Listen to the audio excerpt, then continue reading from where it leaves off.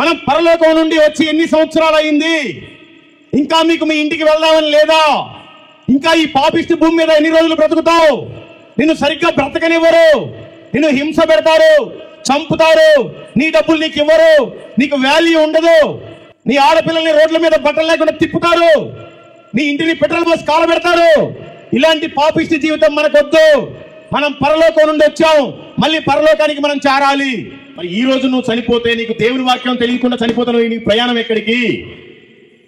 నేను ఇన్ని రోజులు దేవుడు ఎందుకు పోషించాడు? ఎందరికో లేని భాగ్యాన్ని నీకు ఇచ్చాడు. దేనికి ఇచ్చాడు? వాక్యం చెప్తుంది మనిషి ఎలా పుట్టాడో, మనిషి ఎలా పెరగాలో, మనిషి ఏమైపోతాడో, మనిషి ఎప్పుడు చనిపోతాడు, చనిపోయిన తర్వాత ఏం జరుగుతుంది, నిత్య జీవం ఎలా ఉంటుంది, మొత్తం దీంట్లో ఉంది. నేను ఉన్న సత్యమే మీకు చెప్పాను, లేనిది నా సొంతంగా నేను ఏం చెప్పలేదు.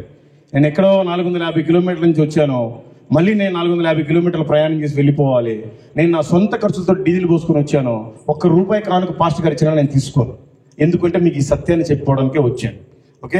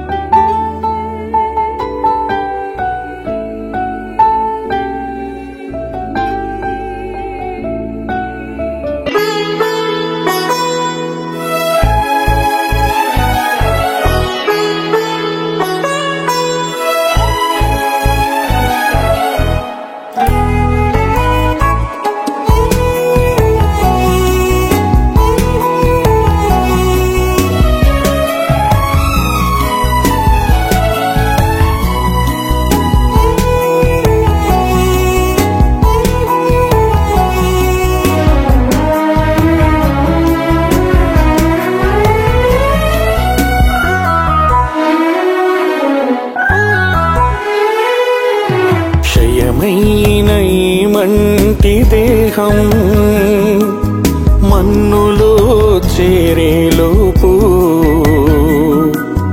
ఒక్కరికైనా నీ వాక్యం నీ దాసునితో చేర్చనిమ్ము. క్షయమైన ఈ మంటి దేహం మన్నులో చేరేలోపు ఒక్కరికైనా నీ వాక్యం నీ దాసునితో చేర్చనిమ్ము.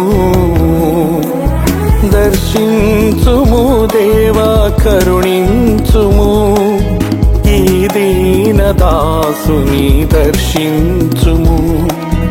దర్శించుము దేవా, కరుణించుము ఈ దీన దాసుని దర్శించుము.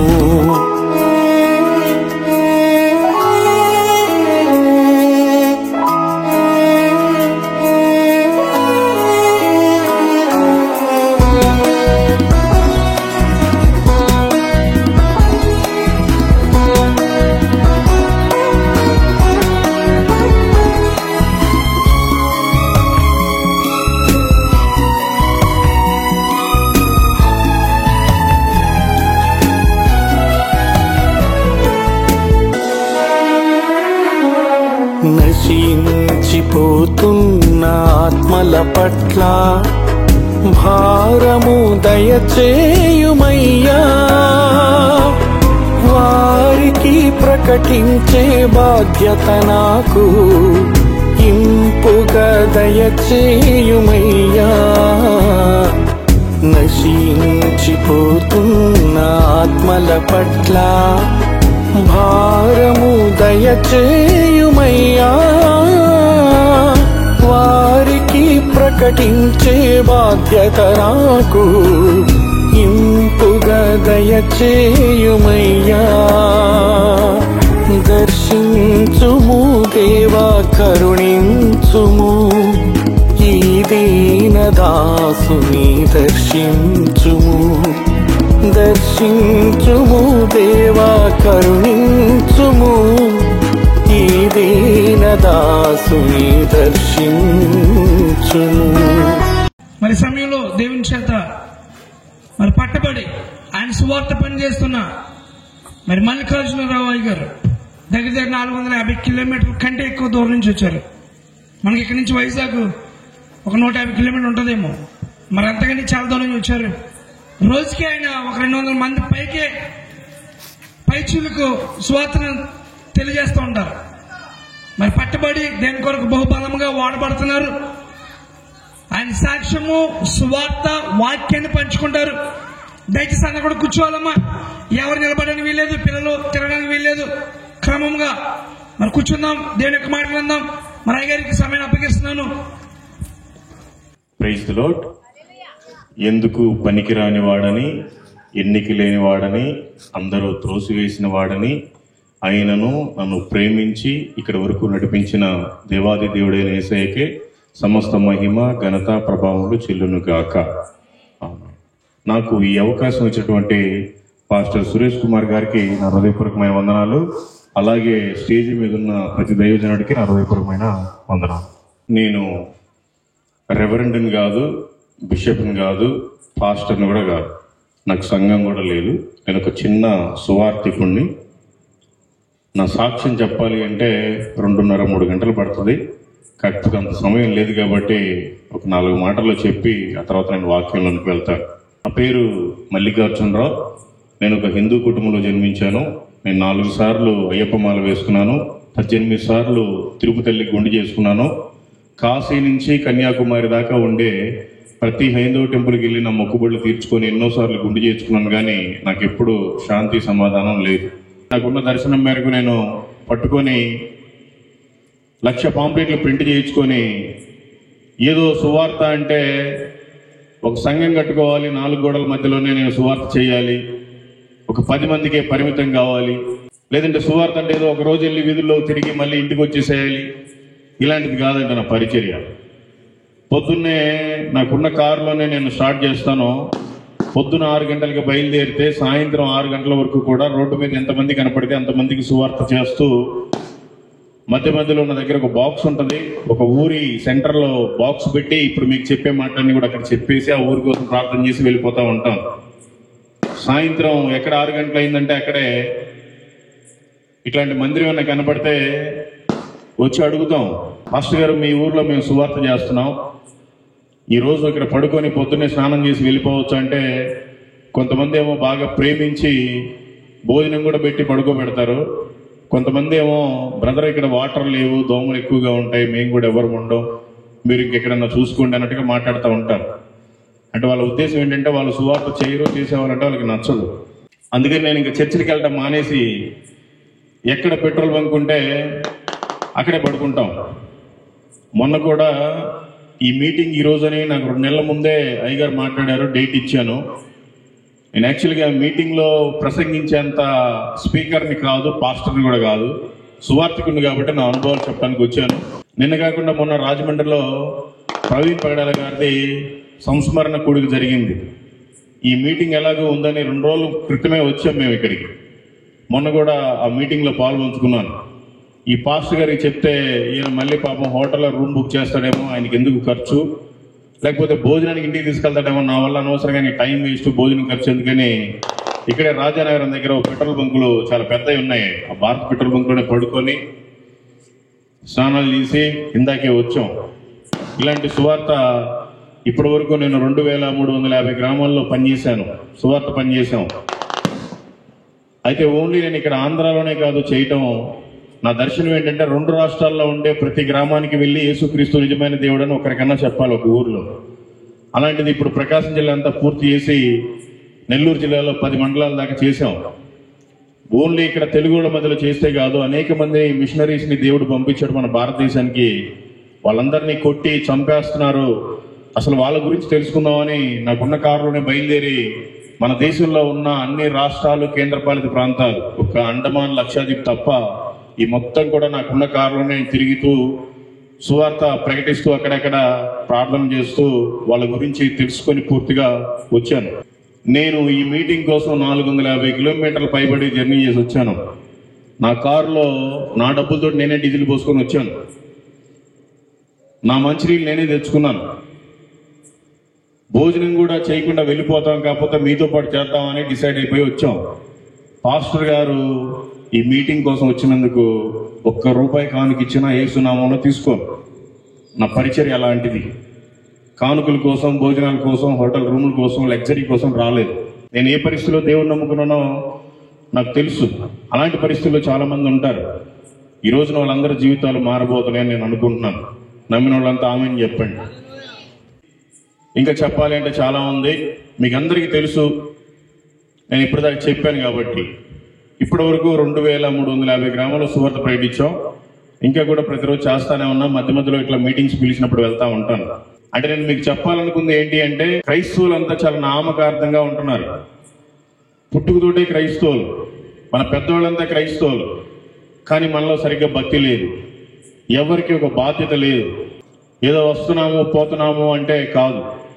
వచ్చిన దానికి ఒక పర్పస్ ఉండాలి, పోయిన దానికి కూడా ఒక పర్పస్ ఉండాలి. దేవుడు ఎంతో మందికి లేని జీవితాన్ని నీకు ఇచ్చాడు. దేనికి ఇచ్చాడు? నామకార్థంగా రావటం, ఒక ముసుగేసుకోవడం, చప్పట్లు కొట్టడం, చిల్లర మార్చి కానుక వేయటం, మళ్ళీ ఇంకా శనివారం దాకా ఇంకా అసలు కనపడేది లేదు, ఆదివారం దాకా. అలాంటి క్రైస్తవం కాదు.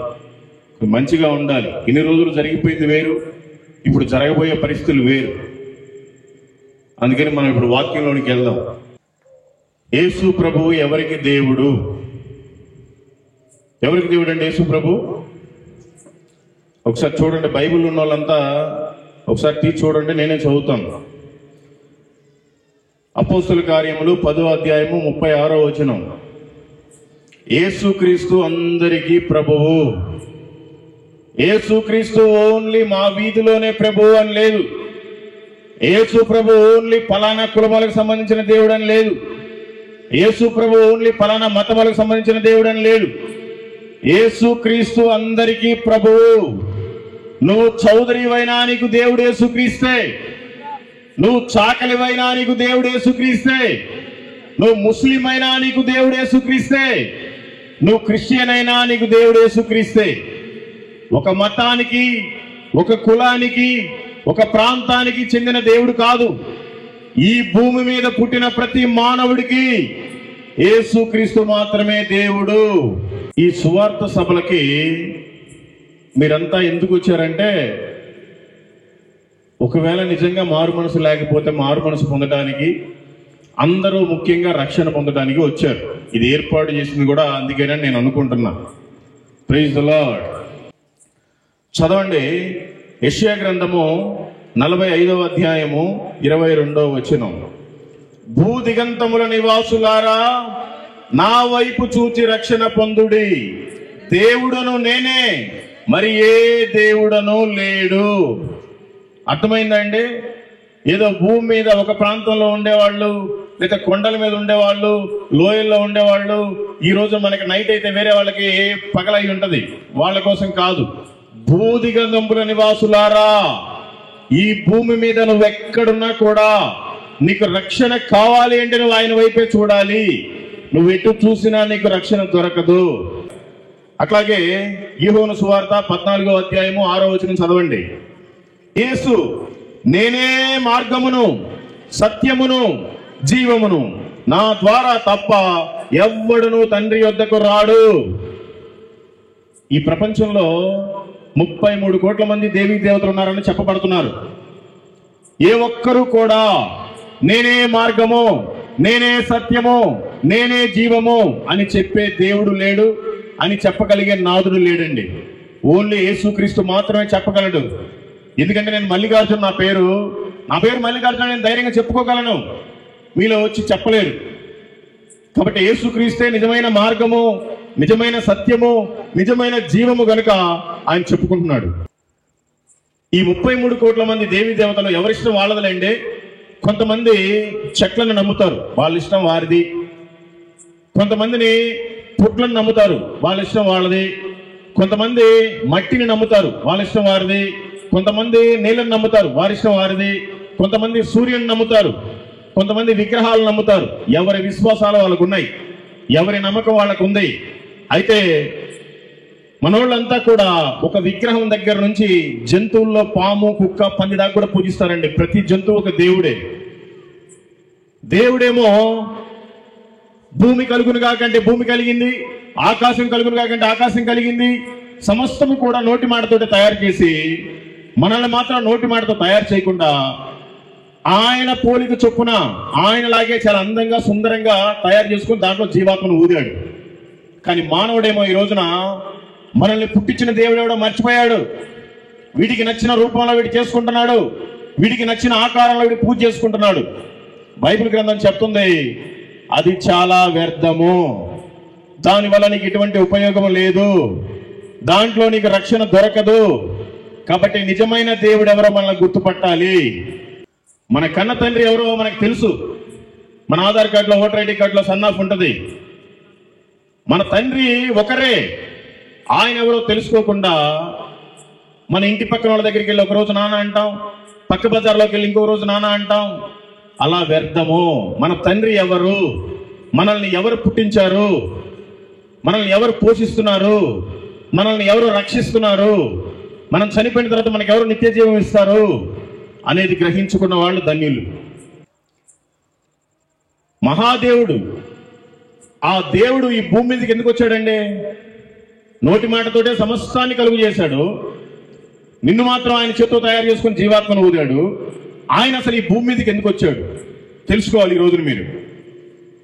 మొదటి తిమోథెయులకు రాసిన పత్రిక 1వ అధ్యాయము 15వ వచనం, పాపులను రక్షించుటకు క్రీస్తు యేసు లోకమునకు వచ్చెను.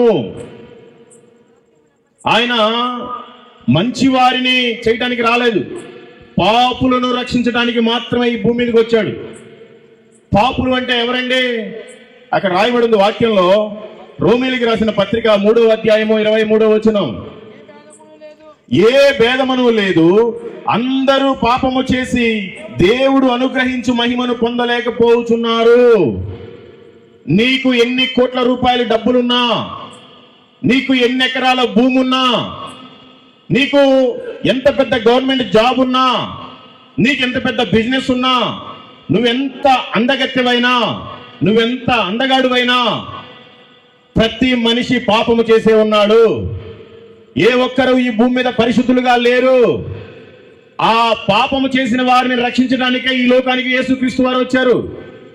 తెలుసుకోవాలి, దేవుడు బలవంతంగా మతం మార్చడానికి రాలేదు, బలవంతంగా కులాలు మార్చడానికి రాలేదు, బలవంతంగా నిన్ను చర్చిలో కూర్చోబెట్టుకోవడానికి రాలేదు. నువ్వు రక్షణ కావాలి అనుకుంటే ఆయన నిన్ను రక్షించడానికి సిద్ధంగా ఉన్నాడు. అంతేగాని బలవంతంగా నువ్వు రా మా చర్చిలో కూర్చో, నువ్వు మా దేవుడిని నమ్ముకో, మీ దేవుడు అది ఇది చెప్పక్కర్లేదు. ఎవరికైతే దేవుడు కావాలి అనుకుంటారో వాళ్ళకి మాత్రమే ఆయన రక్షణ కలుగు చేస్తాడు. మీరు చదవండి కీర్తనల గ్రంథము 12వ కీర్తన 5వ వచనం, రక్షణను కోరుకుని వారికి నేను రక్షణ కలుగు చేసేదను అని యెహోవా సెలవిచ్చుచున్నాడు. ఈ రోజున రక్షణ ఎవరు కోరుకుంటున్నారండి? ఎవరు కోరుకోవట్లా. నాకు అందమైన భార్య కావాలి అని కోరుకుంటున్నారు, నాకు అందమైన భర్త కావాలి అని కోరుకుంటున్నారు, నాకు మంచి ఉద్యోగం కావాలి అని కోరుకుంటున్నారు, నాకు మంచి బిజినెస్ కావాలి అని కోరుకుంటున్నారు, నాకు మంచి ఇల్లు కావాలి అని కోరుకుంటున్నారు, నాకు బంగారం కావాలి అని కోరుకుంటున్నారు. కానీ నాకు రక్షణ కావాలని ఏ మానవుడు కోరుకోవట్లేదు. దయచేసి కోరుకుంటే మంచిది, లేదంటే ఇంకా నువ్వు పాపంలోనే ఉంటావు. నీకు యేసుక్రీస్తు దేవుడని తెలిసి కూడా నువ్వు ఇంకా నిర్లక్ష్యంగా ఉంటే నీ ప్రయాణం నరకమే. నువ్వు పాపంలో నుంచి బయటికి రావాలి. పాపంలో నుండి మనం బయటికి రావాలి, మన పాపం పోవాలి అని మనం ఏం చేస్తున్నాం?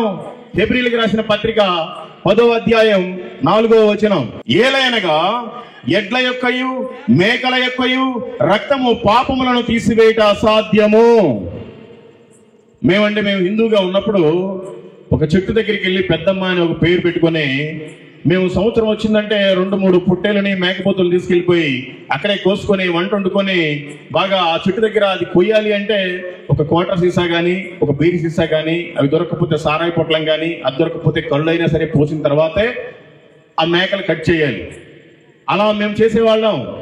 అవి చేసిన రోజులు ఏదో మా గొప్ప కోసం అందరినీ చుట్టాలను పిలిపించుకొని మంచిగా వండి అందరికీ మత్తు మందులు అన్ని బీర్లు బ్రాండీలు ఇచ్చి అది తినకుండా ఒకరికొకరు కొట్టుకునేవాళ్ళు. మా ప్రిస్టేజ్ కోసం మేము చేసేవాళ్ళం. దానివల్ల మాకు ఎటువంటి ఉపయోగం లేదు, మా పాపాలు ఎప్పుడు పోలేదు. నేను మాల వేసుకున్న 40 రోజులే నీట్గా ఉంటాను, 41వ రోజు ఖచ్చితంగా మందు అవుతాను. అలాంటిది యేసు ప్రభు నమ్ముకున్న తర్వాత నా జీవితం మారింది. దయచేసి ఎవరైతే మందు తాగుతున్నారో, ఎవరైతే సిగరెట్లు తాగుతున్నారో, ఎవరైతే అక్రమ సంబంధాలు ఉంటున్నారో దయచేసి మారండి. ఒక 10 నిమిషాలు మాత్రమే నీకు అది తృప్తిస్తుంది, కానీ దాని తర్వాత నీ ఆరోగ్యం పాడైపోతుంది, నీ జీవితం వ్యర్థమైపోతుంది. దయచేసి మారండి. పాపం పోవాలంటే మనం ఏం చేయాలి? పాపం పోవాలంటే మనం ఏం చేసాం? ఇంతకుముందు మనకి ఇష్టం వచ్చిన అన్ని కూడా కోసుకొని మన దేవుడి పేర్లు, దేవతల పేర్లు చెప్పుకొని తినేసాం. కానీ నిజంగా మనం పాపం పోవాలంటే మనం ఏం చేయాలి? ఇక్కడ రాసుంది, 1 యోహాను రాసిన పత్రిక 1వ అధ్యాయము 7వ వచనం. యేసు రక్తము ప్రతి పాపము నుండి మనలను పవిత్రులుగా చేయును. ఈ ప్రపంచంలో ఏ జంతువును బలిచ్చినా ఏ రక్తము కూడా పరిశుద్ధమైనది కాదు.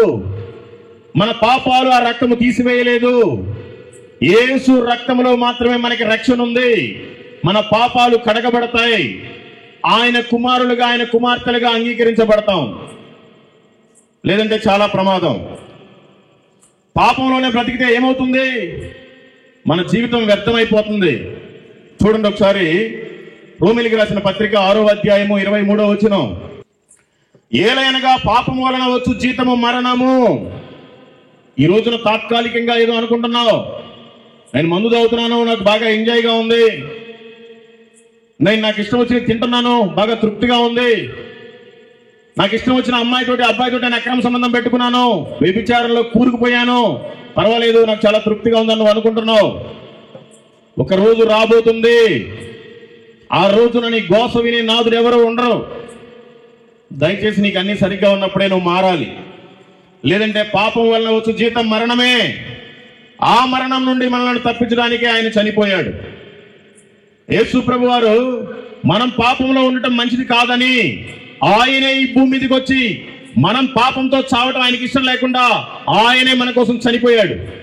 చూడండి రోమీయులకు రాసిన పత్రిక 5వ అధ్యాయము 8వ వచనం. అయితే దేవుడు మన ఎడల తన ప్రేమను వెల్లడిపరుచుచున్నాడు. ఎట్లనగా మనం ఇంకనూ పాపులమై ఉండగానే క్రీస్తు మన కొరకు చనిపోయెను. అర్థమైందండి? ఈ రోజున మన కోసం, మన పాపాల నిమిత్తం ఏ దేవి, ఏ దేవత, ఏ చెట్టు, ఏ పుట్ట, ఏ జంతువు కూడా మన కోసం ప్రాణం పెట్టదు. ఒకవేళ పెట్టినా ఆ ప్రాణంలో పరిశుద్ధత లేదు, ఆ రక్తంలో నిజాయితీ పరిశుద్ధత లేదు. అందుకని మనం దేవుని రక్తంలో కడగబడాలి. దేవుడే మన కోసం వచ్చి ప్రాణం పెట్టాడు. ఈ విషయాన్ని తెలుసుకోవాలి. రక్షణ అంటే ఏం లేదు. అందరూ అనుకుంటారు, నేను కూడా నాకు ఇప్పుడు 41 సంవత్సరం, 26 సంవత్సరాలు నా ఇష్టానుసారం జీవించాను. ఎవడైనా క్రైస్తవుడు, అరే మల్లికార్జున రేపు మా దేవుడు పుట్టినరోజు క్రిస్మస్, నువ్వు మా ఇంటికి భోజనానికి రావాలి అంటే, ఎరా నా కొడుక నేను ఎట్లా కనిపిస్తున్నాను, నీ కులం ఏంటి, నా కులం ఏంటి అని తిట్టి కొట్టుకునేవాళ్ళం. చాలా భయంకరమైన పరిస్థితులు. కానీ ఇక్కడ వాక్యం ఏం చెప్తుంది? రక్షణ అంటే ఏమీ లేదు. మన హృదయంలో విశ్వసించాలి, మన నోటితో ఒప్పుకోవాలి. అదే ఇప్పుడు మనకి ఏదైనా టెంపుల్కి వెళ్ళామనుకోండి, 10 రూపాయలు ఇస్తే జస్ట్ నెత్తి మీద అలా పెడతారు వాళ్ళు. వాళ్ళ సిద్ధాంతం వాళ్ళది, వాళ్ళ దాన్ని నేనేం కిచ్చపరచట్లేదు, మీకు ఎగ్జాంపుల్ అర్థం కావడానికి చెప్తున్నాను. 100 రూపాయలు ఇస్తే నీ పేరు చదువుతారు, 1000 రూపాయలు ఇస్తే నీ ఇంట్లో వాళ్ళ పేర్లన్నీ చదువుతారు, ఇంకా 10,000 ఇస్తే నీ పేరు మీద, నీ కుటుంబం పేరు మీద శాంతులన్నీ చేస్తారు. మంచి కాలికి నల్లదారం ఒకటి కట్టి, చేతికి ఒక కాశీదారం కట్టి, నీ వెంట్రుకలన్నీ గుండు గీకి మంచి నామం పెట్టి పంపిస్తారు, నీ పాపాలు పోయినాయి పోండి అని. అది కాదు. దేవుడు ఏమని చెప్తున్నాడో చూడండి. రోమీయులకు రాసిన పత్రిక 10వ అధ్యాయము 10వ వచనం. ఏలయనగా నీతి కలుగునట్లు మనుషుడు హృదయములో విశ్వసించును, రక్షణ కలుగునట్లు నోటితో ఒప్పుకొనును. దేవుడు ఏమంటున్నాడండి? నీ ఇల్లు నాకు ఇవ్వు, నీకు రక్షణ వస్తుందని చెప్పట్లేదు. నీ ఆస్తులు నాకు ఇవ్వు, నీకు రక్షణ వస్తుందని చెప్పట్లేదు. నా కోసం నువ్వు ఉద్యోగం మానే, నీకు రక్షణ వస్తుందని చెప్పట్లేదు. నీ బంగారం నాకు ఇవ్వు, నీకు రక్షణ వస్తుందని చెప్పట్లేదు. నీ మొక్కుబడులన్నీ తీసుకొచ్చి హుండీలో ఏమని చెప్పట్లేదు. నీ హృదయంలో విశ్వసించు, నీ నోటితో నిజాన్ని, సత్యాన్ని ఒప్పుకో, నీకు రక్షణ కలుగుతుంది. దీనికి మించిన సొల్యూషన్ ఇంకేమీ లేదు. నువ్వు ఏ దేశం వెళ్ళినా, ఏ రాష్ట్రం వెళ్ళినా, ఏ జిల్లాకి వెళ్ళినా నీకు మోక్షం ఉండదు, నీకు రక్షణ ఉండదు. ఒక యేసు ప్రభు నిజమైన దేవుడని నోటితో ఒప్పుకుంటే, నీ హృదయంలో విశ్వసిస్తే ఆయన నీ జీవితాన్ని మేలు చేస్తాడు. నిన్ను పాపంలో నుంచి బయటికి తీసుకొస్తాడు, నువ్వు రక్షణలోనికి వస్తావు. ఎందుకు మనం రక్షింపబడాలి? వాక్యం చెప్తుంది, మార్కు సువార్త 1వ అధ్యాయము 15వ వచనం, కాలము సంపూర్ణమై ఉన్నది, దేవుని రాజ్యము సమీపించి ఉన్నది, కాబట్టి నువ్వు రక్షణ పొందాలి. అందరూ అనుకుంటున్నారు, కొంతమంది క్రైస్తవులు కూడా, యేసు ప్రభు మేము చిన్నప్పటి నుంచి అదిగో వస్తున్నాడు, ఇదిగో వస్తున్నాడు, సంఘమంతా ఎత్తబెడితే ఇదిగో అనుకుంటున్నారు. ఇప్పుడు నిజంగానే ఆసన్నమైంది. ఈ ప్రభు మన కోసం ఈ భూమి మీద 5 రోజులు మొత్తాన్ని సృష్టిని కలుగు చేశాడు. 6వ రోజు మనల్ని కలుగు చేశాడు. 7వ రోజు ఆయన విశ్రమించాడు. ఆదాము మొదలుకొని అబ్రహాము వరకు కూడా 2000 సంవత్సరాలు. అబ్రహాం మొదలుకొని యేసుక్రీస్తు వారి వరకు కూడా 2000 సంవత్సరాలు. యేసు ప్రభు మొదలుకొని ఇప్పటి వరకు 2000 సంవత్సరాలు. దేవుని లెక్కల ప్రకారం 1000 సంవత్సరాలు ఒక్క దినంతో సమానం. ఈ 600 సంవత్సరాలు కూడా 6 రోజులతో సమానం. ఆయన 6 రోజులు పని చేశాడు, 7వ రోజు ఆయన విశ్రాంతి తీసుకుంటున్నాడు. ఒకవేళ ఇదే చివరి రోజేమో, రేపు ఆయన విశ్రాంతి తీసుకుంటున్నాడేమో. ఆయన నిన్ను కంటికి కనుపాపోలే కాచాడు, నిన్ను ఆయన కూతురులాగా, ఆయన కుమారులాగా నిన్ను చూసుకున్నాడు. మరి ఒకవేళ ఈ రోజుతోటి 6 రోజులు అయిపోయి రేపు పొద్దున 7వ రోజు పడబోతుందేమో, మన పరిస్థితి ఏంటి తెలుసుకోవాలి. లేకపోతే చాలా కష్టం. దేవుని రాజ్యం చేరాలి అంటే మనం ఎవరి మాట వినాలి? మత్తయి సువార్త 11వ అధ్యాయము 28వ వచనం, ప్రయాసపడి భారము మోసుకొనుచున్న సమస్త జనులారా నా యొద్దకు రండి, నేను మీకు విశ్రాంతి కలుగజేతును. ఈ ప్రపంచంలో ఉండే ఏ బాబా కూడా నువ్వు నా దగ్గరికి రా, ఇంత కానుకలు అవుతాయి, అది తీసుకురా, ఇది తీసుకురా అని చెప్పి ఒక తాయితీ కట్టి పంపిస్తాడు. నేను నీకు విశ్రాంతి కలుగు చేస్తానని ఎవరు చెప్పలా. ఈ ప్రపంచంలో చాలా మంది దేవీ దేవతలు ఉన్నారు, చాలా మంది చెప్పబడుకునే వాళ్ళు ఉన్నారు. ఏ ఒక్కరు కూడా ప్రయాసపడి భారము మోసుకొనుచున్న సమస్త జనులారా నా యొద్దకు రండి, నేను మీకు విశ్రాంతి కలుగు చేతును అని ఎవ్వరూ చెప్పట్లేదండి. ఒక్క యేసు ప్రభు వారికే సాధ్యం. ఎందుకంటే ఈ సృష్టిని ఆయన శూన్యంలో వేలాడదీశాడు. మనకేదైనా ప్రాబ్లం వస్తే మనకి రిపేర్ ఆయనే చేయగలడు. ఎక్కడికి పడితే అక్కడికి వెళ్తే ఆయన రిపేర్ చేయడు. నీకు హెల్త్ బాగోలేకపోతే హాస్పిటల్కి వెళ్ళాలి, డాక్టర్ బాగు చేస్తాడు. మరి మన డాక్టర్ ఎవరు? నిజమైన దేవుడు యేసుక్రీస్తే. దయచేసి తెలుసుకుంటే మంచిది. సరే, ఇప్పటి వరకు హిందువులతో మాట్లాడాను, అన్యులతో మాట్లాడాను. ఇప్పుడు నేను క్రైస్తవులతో కొన్ని మాటలు మాట్లాడదాం అనుకుంటున్నాను. నేను క్రైస్తవుడిని, క్రైస్తవురాలని అన్నోళ్ళు ఒకసారి చేతులు ఎత్తండి. Praise God. మరి చాలా మంది ఎత్తట్లేదు, సిగ్గుపడబాకండి. నేను బైబిల్ తెచ్చుకున్నాను అన్నోళ్ళు ఒకసారి చేతులు ఎత్తండి. ఈ బైబిల్ని ఇప్పటివరకు నేను పూర్తిగా చదివాను అన్నోళ్ళు ఒకసారి చేతులు ఎత్తండి. ఈ బైబిల్ని ఇప్పటి వరకు నేను పూర్తిగా చదివాను అన్నోళ్ళు మాత్రమే చేతులు ఎత్తండి. మిగతా వాళ్ళంతా క్రైస్తవులని చెప్పుకోవడానికి సిగ్గుండాలి. నేను ఇలాగే మాట్లాడతాను, అందుకే నేను డబ్బులు తీసుకుని ఎవరి దగ్గర అది తీసుకుంటే పాస్టర్ గారు చెప్పిన వాక్యాలు చెప్పి వెళ్ళాలి. అది కాదు, అది తీసుకోకపోతే దేవుడు వాక్యం చెప్తా చెప్పేసి వెళ్తా. మీరు ఇప్పటి వరకు బైబిల్ చదవకుండా, వాక్యం ఏం చెప్తుందో మన జీవితంలో తెలుసుకోకుండా మీరు బ్రతుకుతున్నారంటే మీరంతా క్రైస్తవులు కాదు. మీరంతా వాత వేయబడిన మనస్సాక్షులు, సాతాను సంబంధులు. ఇది వాస్తవం. మీరు ఫీల్ అయినా ఇది వాస్తవమే. నీకు ఏదైనా యాక్సిడెంట్ జరిగింది, హుటాహుటిన పెద్ద పెద్ద హాస్పిటల్కి తీసుకెళ్ళిపోతారు, లక్షల రూపాయలు కుమ్మరిస్తారు. ఎందుకు? ఆయన రేపు చనిపోతాడేమో, ఇవాళ చనిపోతాడేమోనని. మరి ఈ రోజు నువ్వు చనిపోతే, నీకు దేవుని వాక్యం తెలియకుండా చనిపోతాను, నీ ప్రయాణం ఎక్కడికి? నేను ఇన్ని రోజులు దేవుడు ఎందుకు పోషించాడు?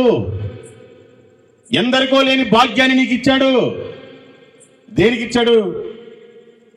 వాక్యం చెప్తుంది, మనిషి ఎలా పుట్టాడో, మనిషి ఎలా పెరగాలో, మనిషి ఏమైపోతాడో, మనిషి ఎప్పుడు చనిపోతాడు, చనిపోయిన తర్వాత ఏం జరుగుతుంది, నిత్య జీవం ఎలా ఉంటుంది, మొత్తం దీంట్లో ఉంది.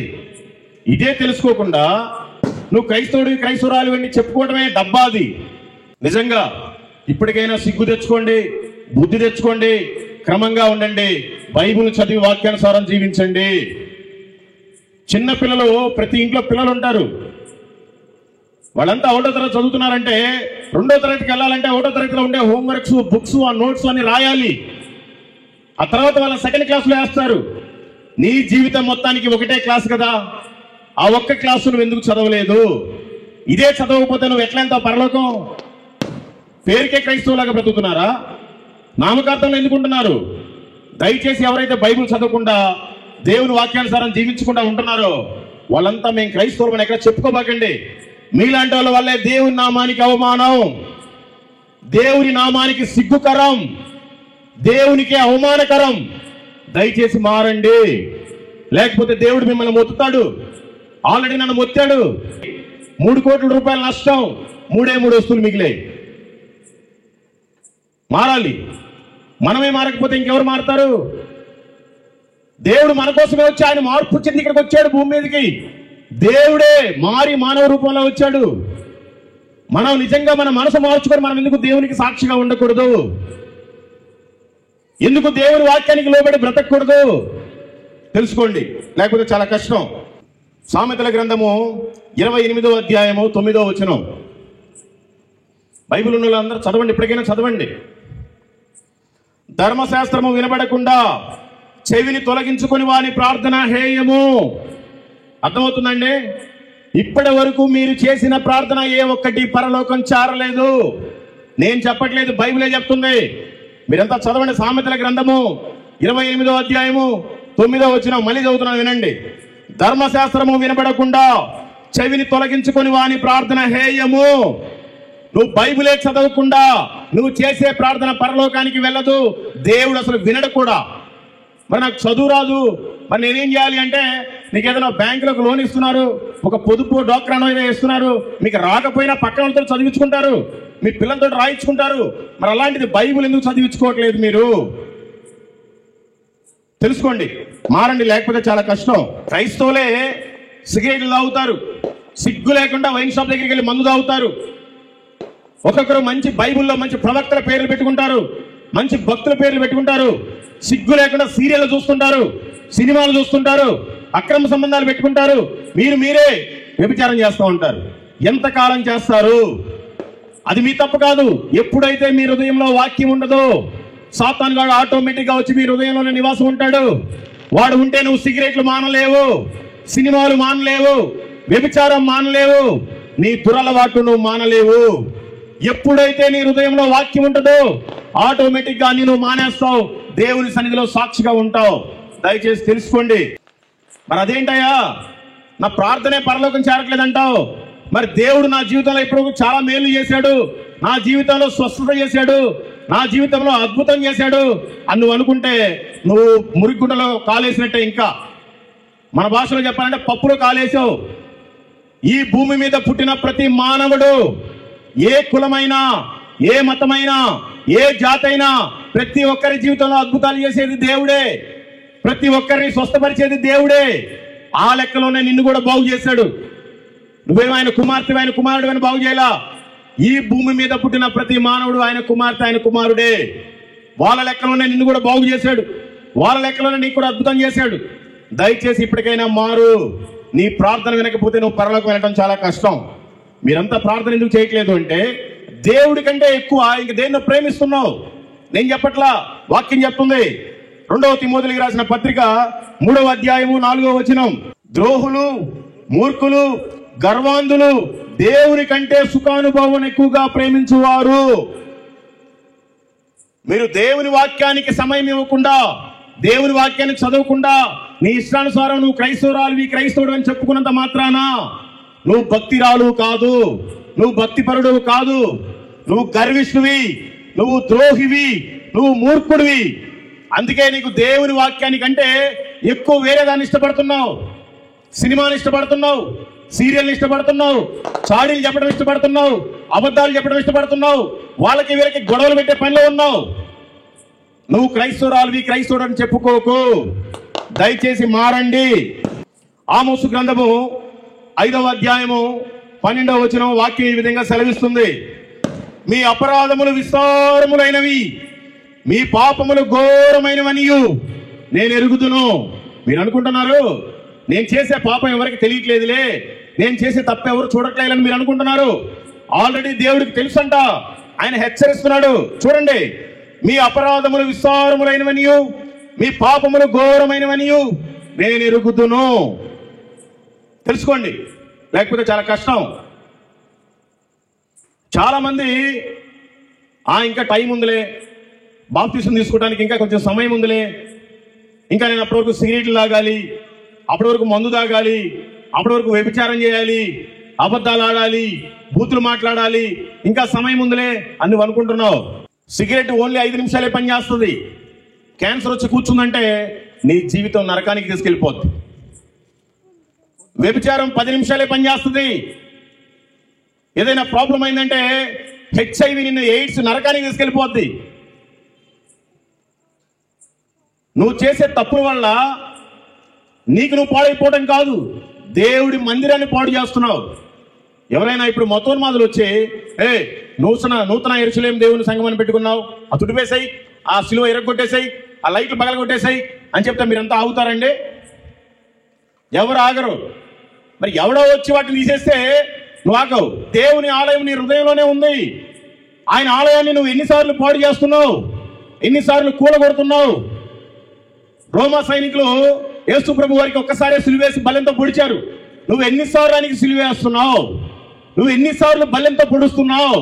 నీకు సిగ్గనిపించట్లేదా? నీ హృదయమే దేవుని ఆలయం, నీకు తెలీదా? తెలీదు. నువ్వు వాక్యం చదివితే కదా నీ బ్రతుకు నీకు తెలిసేది. చదవండి, ఈ రోజైనా చదవండి. 1 కొరింథీయులకు రాసిన పత్రిక 3వ అధ్యాయము 16వ వచనం, 17వ వచనం. మీరు దేవుని ఆలయమై ఉన్నారనియు దేవుని ఆత్మ మీలో నివసించుతున్నాడనియు మీరు ఎరుగరా? ఎవడైనను దేవుని ఆలయంను పాడు చేసిన ఎడల దేవుడు వానిని పాడు చేయును. దేవుని ఆలయము పరిశుద్ధమైనది, మీరు ఆ ఆలయమై ఉన్నారు. Praise the Lord. అర్థమైందా? మీరు చేసే పాపము వల్ల దేవుని మందిరం గాయమవుతుంది. ఆయనకి మీరే సిలువేస్తున్నారు, ఆయన మీరే బల్లెం పోటు పొడుస్తున్నారు. దయచేసి తెలుసుకోండి. మీకందరికి తెలుసు, మీకు సమీపానే మొన్న ప్రవీణ్ పాడాల అన్నగారు చనిపోయారు. చాలా మందికి చంపేశారని మాత్రమే నమ్మకం ఉంది. ఒక వ్యక్తిని చనిపోతేనే, ఒక వ్యక్తిని చంపితేనే మనం అందరం ఇన్ని బాధలు పడుతున్నాం, ఇన్ని ప్రార్థనలు చేస్తున్నాం, ఇన్ని ర్యాలీలు, ధర్నాలు చేస్తున్నాం, న్యాయం కోసం ఎదురు చూస్తున్నాం. ఒక వ్యక్తికి ఆ పని జరిగితేనే. మరి నువ్వు ఒక శక్తిని పొడుస్తున్నావు, ఒక శక్తిని సిలువేస్తున్నావు, ఒక శక్తిని పోడు చేస్తున్నావు. మరి దేవుడు ఎంత బాధపడతాడు? దయచేసి తెలుసుకోండి. ఇప్పటికైనా మారండి. ప్రకటన గ్రంథము 3వ అధ్యాయము 16వ వచనం. నీవు చల్లగానైనను వెచ్చగానైనను ఉండక నులివెచ్చనగా ఉన్నావు గనుక నేను నిన్ను నా నోట నుండి ఉమ్మివేయను ఉద్దేశించుచున్నాను. అర్థమైందండి? చాలా మంది క్రైస్తవులు అని చెప్పుకుంటారు, చర్చికి వచ్చినంతసేపే పరిశుద్ధంగా ఉంటారు. బయటికి వెళ్ళావంటే అబద్ధాలు స్టార్ట్ చేస్తావు, బూతులు స్టార్ట్ చేస్తావు, సిగరెట్లు స్టార్ట్ చేస్తావు, మందు స్టార్ట్ చేస్తావు, అక్రమ సంబంధాలు స్టార్ట్ చేస్తావు, టీవీ ఆన్ చేసి సీరియల్ చూస్తావు, సినిమాలు చూస్తావు, నైట్ అంతా రీల్స్ చూస్తూనే ఉంటావు, ఇంకా ఎవరికి చెప్పుకోలేని అసభ్యకరమైన అన్ని చూస్తూనే ఉంటావు. దయచేసి ఇలాంటి వాళ్ళంతా క్రైస్తవులను చెప్పుకోబాకండి. ఉంటావా? సరైన పద్ధతిలో నేను క్రైస్తవుని, క్రైస్తవురాలని చెప్పుకోండి. లేదంటే నేను అన్యుణ్ణి, నేను లోకంలో తిరుగుతాను, నా ఇష్టం వచ్చిన చేసుకుంటాను, మీరు సపరేట్గా ఉండండి. నిజంగా చెప్తున్నాను. మీరు అటు కాకుండా, అటు దేవుణ్ణిలో కాకుండా, ఇటు లోకంలో కాకుండా మధ్యలో ఉన్నారనుకోండి, దేవుడు ఉమ్మి వేయటానికి సిద్ధంగా ఉన్నాడంట. తెలుసుకోండి. ఈ రోజు నుంచైనా మారాలి. ఎన్ని రోజులు ఇంకా నామకార్థంగా ఉంటారు? ఎన్ని ఆదివారాలు ప్రసంగాలు వింటున్నారు? ఎన్ని చోట్ల సభల్లో వింటున్నారు? యూట్యూబ్లో ఎన్ని ప్రసంగాలు వింటున్నారు? నీలో మార్పు లేకపోతే నువ్వు క్రైస్తవుడి, క్రైస్తవురాలని చెప్పుకోవడానికి దేవుడి నామానికి అవమానం. కీర్తన గ్రంథము 4వ అధ్యాయము 2వ వచనం. నరులారా, ఎంతకాలము నా గౌరవమును అవమానముగా మార్చెదరు? ఎంతకాలము వ్యర్థమైన దానిని ప్రేమించుదురు? ఎంతకాలము అబద్ధమైన వాటిని వెతికెదరు? దేవుడే చెప్తున్నాడు. నరులారా, ఎంతకాలము నా గౌరవమును మీరు అవమానపరుతురు? ఎంతకాలము ఇంకా ఆ పాపిష్టి బ్రతికే బ్రతుకుతారు?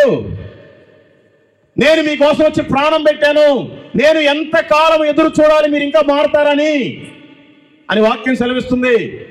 మారావా? ఈరోజు రాత్రి అయినా నీ జీవితం ధన్యం, లేదంటే నీకు నరకం తప్పదు. నీ ప్రయాణం, నీ బ్రతుకంతా కూడా అదే. దయచేసి తెలుసుకోండి. అందరూ అనుకుంటా ఉంటారు, ఎవరు చూడట్లేదులే, నేను చేసేది మా ఇంట్లో వాళ్ళకే సరిగ్గా తెలియదు, ఇంకా బయట వాళ్ళకి ఏం తెలుసు, దేవుడికి ఏం తెలుసులేని. దేవుడిచ్చే ప్రతిఫలం ఎలా ఉంటుందంటే చాలా ఘోరంగా ఉంటుంది. అది నేను దెబ్బతిన్నాను కాబట్టి నాకు తెలుసు. దయచేసి మీరు ఆ మూమెంట్లో ఉండబాకండి, ఆ రూట్లో ఉండబాకండి. ప్రకటన గ్రంథము 22వ అధ్యాయము 12వ వచనం. ఒక తల్లి అయితే ఇంకా నిద్రపోతానే ఉంది. ప్రభువు మేలుకొని ప్రార్థన చేయమని చెప్పాడు. మెలకుగా ఉండి ప్రార్థన చేయి, నిద్రపోయే సమయం కాదు. రాత్రంతా ఉన్నావుగా, పడుకున్నావుగా, పేరు పెట్టి లేపితే బాగోదు. మెలకుగా ఉండండి. ఏదో వాక్యం అంటే ఏదో సరదా కోసం కాదు మీరు ఇక్కడికి వచ్చింది. ఇదిగో త్వరగా వచ్చుచున్నాను, వాని క్రియల చొప్పున ప్రతి వానికి చుటకు నేను సిద్ధపరిచిన జీతము నా యొద్దనున్నది. మీరందరూ అనుకుంటున్నారు నేను ఎవరు చూడట్లేదులే అని. ఆయన త్వరలో రాబోతున్నాడు. నువ్వు చేసిన దానికి ఆయన దగ్గర ఉంది జీతం. నువ్వు తప్పు చేసినా నీకు జీతం ఉంది, నువ్వు భక్తి చేసినా నీకు జీతం ఉంది. తెలుసుకోండి. చాలా సంవత్సరాలు అయిపోయాయి, సరే అయింది, ఏదో అయిపోయింది. ఇప్పటి నుంచి అయినా మంచిగా బ్రతకండి. రోజులు బాగోలేవు. ఏ రోజు చివరి ప్రయాణమో తెలియదు. ఇంట్లో నుంచి బయటికి వెళ్ళిన వాళ్ళు మళ్ళీ ఇంటికి వస్తారా లేదో తెలియదు. స్కూల్ పిల్లలు కూడా స్కూల్కి వెళ్ళిన వాళ్ళు మళ్ళీ వచ్చేదాకా కూడా గ్యారంటీ లేదు. పనుల నిమిత్తం మీరు కూడా బయటికి వెళ్తే మళ్ళీ ఇంటికి వచ్చేదాకా గ్యారంటీ లేదు. ఏ రోజు నీ దీపం మారిపోతుందో తెలియదు. ఆయన నిన్ను వెలుగుగా పెట్టాడు. ఆ వెలుగుతోటి అనేక మందిని నువ్వు కూడా వెలిగించు. నువ్వే ఆరిపోయే స్థితిలో ఉండబాకు. తెలుసుకోండి. ఇంకా ఎందుకు ఈ జీవితం, వ్యర్థమైన జీవితం ఎందుకండి? బ్రతికితే పౌరుషంగా నేను క్రైస్తవునని చెప్పుకునే దమ్ము ధైర్యం ఉండి బ్రతకాలి. ఏదో నామకార్థంగా వారానికి ఒకసారి వచ్చామా, చప్పట్లు కొట్టామా, చిల్లర మార్చామా, కానికేసామా, వెళ్ళిపోయామా, ఏదైనా క్రిస్మస్ సభలు ఉంటే భోజనాలు పెట్టించామా, దాంట్లో వడ్డించామా, కుర్చీలు ఎత్తామా, ఇది కాదు. ప్రతిరోజు నువ్వు భక్తిలోనే ఉండాలి. ప్రతిరోజు ఆయన కోసమే నువ్వు బ్రతకాలి. ప్రతిరోజు ఆయన రాకడ కోసం నువ్వు ఎదురు చూడాలి. అప్పుడే నీ జీవితం బాగుపడుతుంది. అప్పుడే నీకు పరలోక రాజ్యం ఉంది. లేకపోతే చాలా కష్టం. దేవుడు నీకు మంచి ఉద్యోగాన్ని ఇచ్చాడు, మంచి పనిని ఇచ్చాడు, మంచి బిజినెస్ని ఇచ్చాడు, మంచి భార్యని ఇచ్చాడు, మంచి భర్తని ఇచ్చాడు, మంచి పిల్లల్ని, కుటుంబాన్ని, ఇంటిని కూడా ఇచ్చాడు. దేనికి? నీ పనులు నువ్వు చూసుకోవడానికా? దేవుని పని ఏం చేయవా నువ్వు? దేవుని పని చేయాల్సిన బాధ్యత లేదా? ముందు సీట్లో కూర్చొని నిద్రపోతున్నావమ్మా నువ్వు? అందరూ చదవండి. ఫిలిప్పీయులకు రాసిన పత్రిక 2వ అధ్యాయము 21వ వచనం. అందరూ తమ సొంత కార్యములనే చూసుకొనుచున్నారు గాని యేసుక్రీస్తు కార్యములను చూడరు. ఆయన నీ జాబుని తీసే వరకు కూడా నువ్వు యేసు ప్రభు కార్యాన్ని చూడబాకు. ఆయన నీ ఉద్యోగాన్ని తీసేసే వరకు నువ్వు చూడబాకు. నీ వ్యాపారాన్ని మొత్తాన్ని తుడిచిపెట్టేలాగా నాలాగా నువ్వు ఆయన పని చూడబాకు.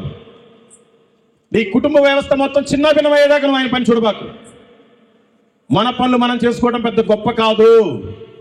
మన తిండి మనం తినడం గొప్ప కాదు. రోడ్డు మీద అడుక్కు తినేవాడు కూడా రోజు 3 పూట్ల తింటున్నాడు. వీధిలో తిరిగే కుక్క కూడా 3 పూట్ల భోజనం చేస్తుంది. మనం చేయడం పెద్ద విధేయం ఉంది. మనకి నచ్చిన జాబ్ చేసుకొని, మనకి నచ్చిన బిజినెస్ చేసుకొని మనం బ్రతకడం పెద్ద గొప్ప కాదు. దేవుని కోసం బ్రతకాలి. అదే జీవితం. లేకపోతే చాలా కష్టం. ఎంతో మందికి కాళ్ళు లేవు, ముట్టితో దేక్కుంటూ సువార్త ప్రకటిస్తున్నారు. నీకు 2 కాళ్ళు ఇచ్చాడు దేవుడు. ఈ రోజు రాత్రికి నీ కాళ్ళు సచ్చుబడిపోతే రేపు పొద్దున నువ్వు వెళ్ళి సువార్త ఎవరికి ప్రకటిస్తావు? ఎంతో మందికి నోరు లేదు, మూగ సైకిల్ తోటి సువార్త ప్రకటిస్తున్నారు పత్రికలు ఇచ్చి. నీకు దేవుడు మంచి నోరు ఇచ్చాడు. అబద్ధాలు చెప్పడానికి ఇచ్చాడా? బూతులు మాట్లాడటానికి ఇచ్చాడా? వేరే వాళ్ళ మీద గొడవలు పెట్టుకోవడానికి ఇచ్చాడా? ఈ రోజు రాత్రికి నీ నోరు పడిపోతే రేపు పొద్దున యేసు ప్రభు దేవుడు అని ఎవరికి చెప్తావు? నువ్వు ఉన్నప్పుడే కదా నువ్వు చేయాలి. ఎంతో మందికి కోట్ల రూపాయలు ఆస్తుంది. తినడానికి కుడి చేయలేదు, కడుక్కోవడానికి ఎడమ చేయలేదు. నీకు 2 చేతులు ఇచ్చాడు. ఆ చేతులే ఈ రోజు పక్షవాతం వచ్చి పడిపోతే రేపు పొద్దున యేసు ప్రభు దేవుడికి కరపత్రికని ఎవరికి ఇస్తావు? అన్నీ ఉన్నప్పుడే కదా నువ్వు చేయాలి. ఎంతో మందికి మెంటల్ గా పిచ్చెక్కిపోయి రోడ్ల మీద బట్టలు లేకుండా తిరుగుతున్నారు. ఎందుకంటే వాళ్ళ తల్లిదండ్రులు ఎవరో తెలియదు, వాళ్ళ భార్య పిల్లలు ఎవరో తెలియదు, వాళ్ళది ఏ ఊరో తెలియదు, వీళ్ళు మాట్లాడేది ఏ భాష కూడా తెలియదు. మెంటల్ వచ్చి తిరుగుతున్నారు. నీకు దేవుడు లక్షల జీబీ మెమరీ పవర్ పెట్టాడు మైండ్. అది పాడైపోతే నువ్వు ఎవరికి చెప్తావు సువార్త? అది ఉన్నప్పుడే కదా నువ్వు దేవుడి పని చేయాలి. తెలుసుకోండి. లేకపోతే చాలా కష్టం. దేవుడి పని చేయటం అంటే ఏదో అందరూ పెద్ద పని అనుకుంటారు. ఏం పని లేదు. మీరే మీ ఉద్యోగాలు, మీ వ్యాపారాలు మానక్కర్లేదు. మీరు చేసే పనిలోనే మీ పక్కన వారిని ప్రేమించండి. మీ పక్క వారిని ప్రేమగా మాట్లాడితే మీరు బూతులు అబద్ధాలు మాట్లాడకుండా వాళ్ళు కూడా మిమ్మల్ని ప్రేమిస్తారు.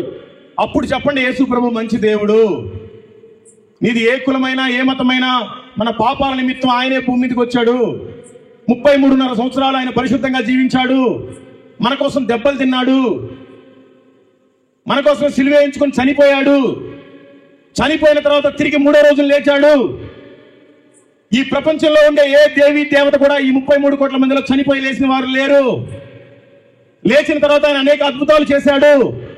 కన్ను లేని వారికి కళ్ళు ఇచ్చాడు, కాళ్ళు లేని వారికి కాళ్ళు ఇచ్చాడు, 12 సంవత్సరాల నుంచి రక్తస్రావంతో బాధపడుతున్న స్త్రీని బాగు చేశాడు, పక్షవాతాన్ని బాగు చేశాడు, చనిపోయిన వారిని లేపాడు అని మీరు సాక్ష్యం చెప్పండి దేవుడి గురించి.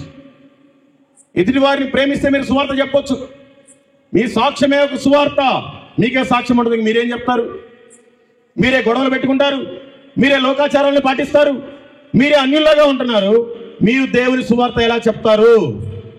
దయచేసి చెప్పండి. నిన్ను వలె నీ పొరుగు వారిని ప్రేమించండి. మనకి బైబిల్ గ్రంథాల్లో చాలా ఆజ్ఞలు ఉన్నాయి. వీటిల్లో ప్రధానమైన పాత నిబంధనలో మోషే రాసిన 10, యేసు ప్రభు వారు 2 చెప్పారు ఆజ్ఞలు. నాకు తెలిసిన వాళ్ళు ఒకసారి చేతులెత్తండి. ఒకరిద్దరు ఎత్తారు, దేవునికి స్తోత్రం. మరి మిగతా వాళ్ళంతా క్రైస్తవులు కాదు. మరి వారం వారం వచ్చి ఏమి వింటున్నారు మీరు? 1వ ఆజ్ఞ, నిన్ను వలె నీ పొరుగు వారిని ప్రేమించు, నీ పూర్ణ బలముతో శక్తితో నీ హృదయంతో ఆయన్ని ఆరాధించు. ఇవి 2 మాత్రమే ఆయన చెప్పాడు. ఒకటి, ఆయన సత్యంతోనూ బలంతోనూ పూర్ణ ఆత్మతోని ఆయన్ని ఆరాధించాలి. 2వది, నిన్ను వలె నీ పొరుగు వారిని ప్రేమించాలి. ఒక మాట మనల్ని అంటే ఎవరైనా ఎంత బాధ కలుగుతుందో మనం కూడా ఎదుటి వారితో మాట్లాడేటప్పుడు అదే భావించాలి. ఎవడైనా మనల్ని ఒక దెబ్బ కొట్టినప్పుడు ఎంత నొప్పి కలుగుతుందో మనం కూడా ఎదుటి వారి పట్ల కొట్టేటప్పుడు అదే భావించాలి. అదే నిన్ను వలె నీ పొరుగు వారిని ప్రేమించమంటాం. ఎందుకు వారిని ప్రేమించాలి? యూదా పత్రిక 1వ అధ్యాయము 23వ వచనం, అగ్నిలో నుండి లాగినట్టు కొందరిని లాగి రక్షించుడి. ఈ లోకమనే అగ్నిలో కాలిపోతున్నారు ప్రజలు. వాళ్ళకి నిజమైన రక్షణ లేదు, నిజమైన దేవుడు ఎవరో తెలియదు. వాళ్ళు బ్రతికేదే జీవితం అనుకుంటున్నారు, వాళ్ళు మొక్కేదే దేవుడు అనుకుంటున్నారు. ఆయన ఆత్మస్వరూపి. మీరు సువార్త అనే నీళ్లు చల్లి ఆ లోకంలో కాలిపోయి అగ్నిలో నుంచి కొందరిని లాగండి, లేకపోతే చాలా కష్టం. చాలా మంది ఉన్నారు, అగ్నిలో నుంచి లాగినట్టుగా నేనే ఎందుకు లాగాలనుకుంటున్నావేమో నువ్వు. ఈ ప్రపంచంలో 840 కోట్ల మంది జనాభా ఉన్నారు. ఒక రోజుకి 3 లక్షల మంది కొత్తోళ్ళు పుడుతున్నారు. ఒక రోజుకి 1,65,000 మంది చనిపోతున్నారు. ఆ చనిపోయే లెక్కలో నువ్వు లేవు. ఎంతో మందికి నిజదేవుడు యేసుక్రీస్తు అని తెలియదు. నీకు తెలుసు నిజదేవుడు ఎవరో. అందుకే వాక్యం చెప్తుంది, మత్తయి సువార్త 7వ అధ్యాయము 37వ వచనం,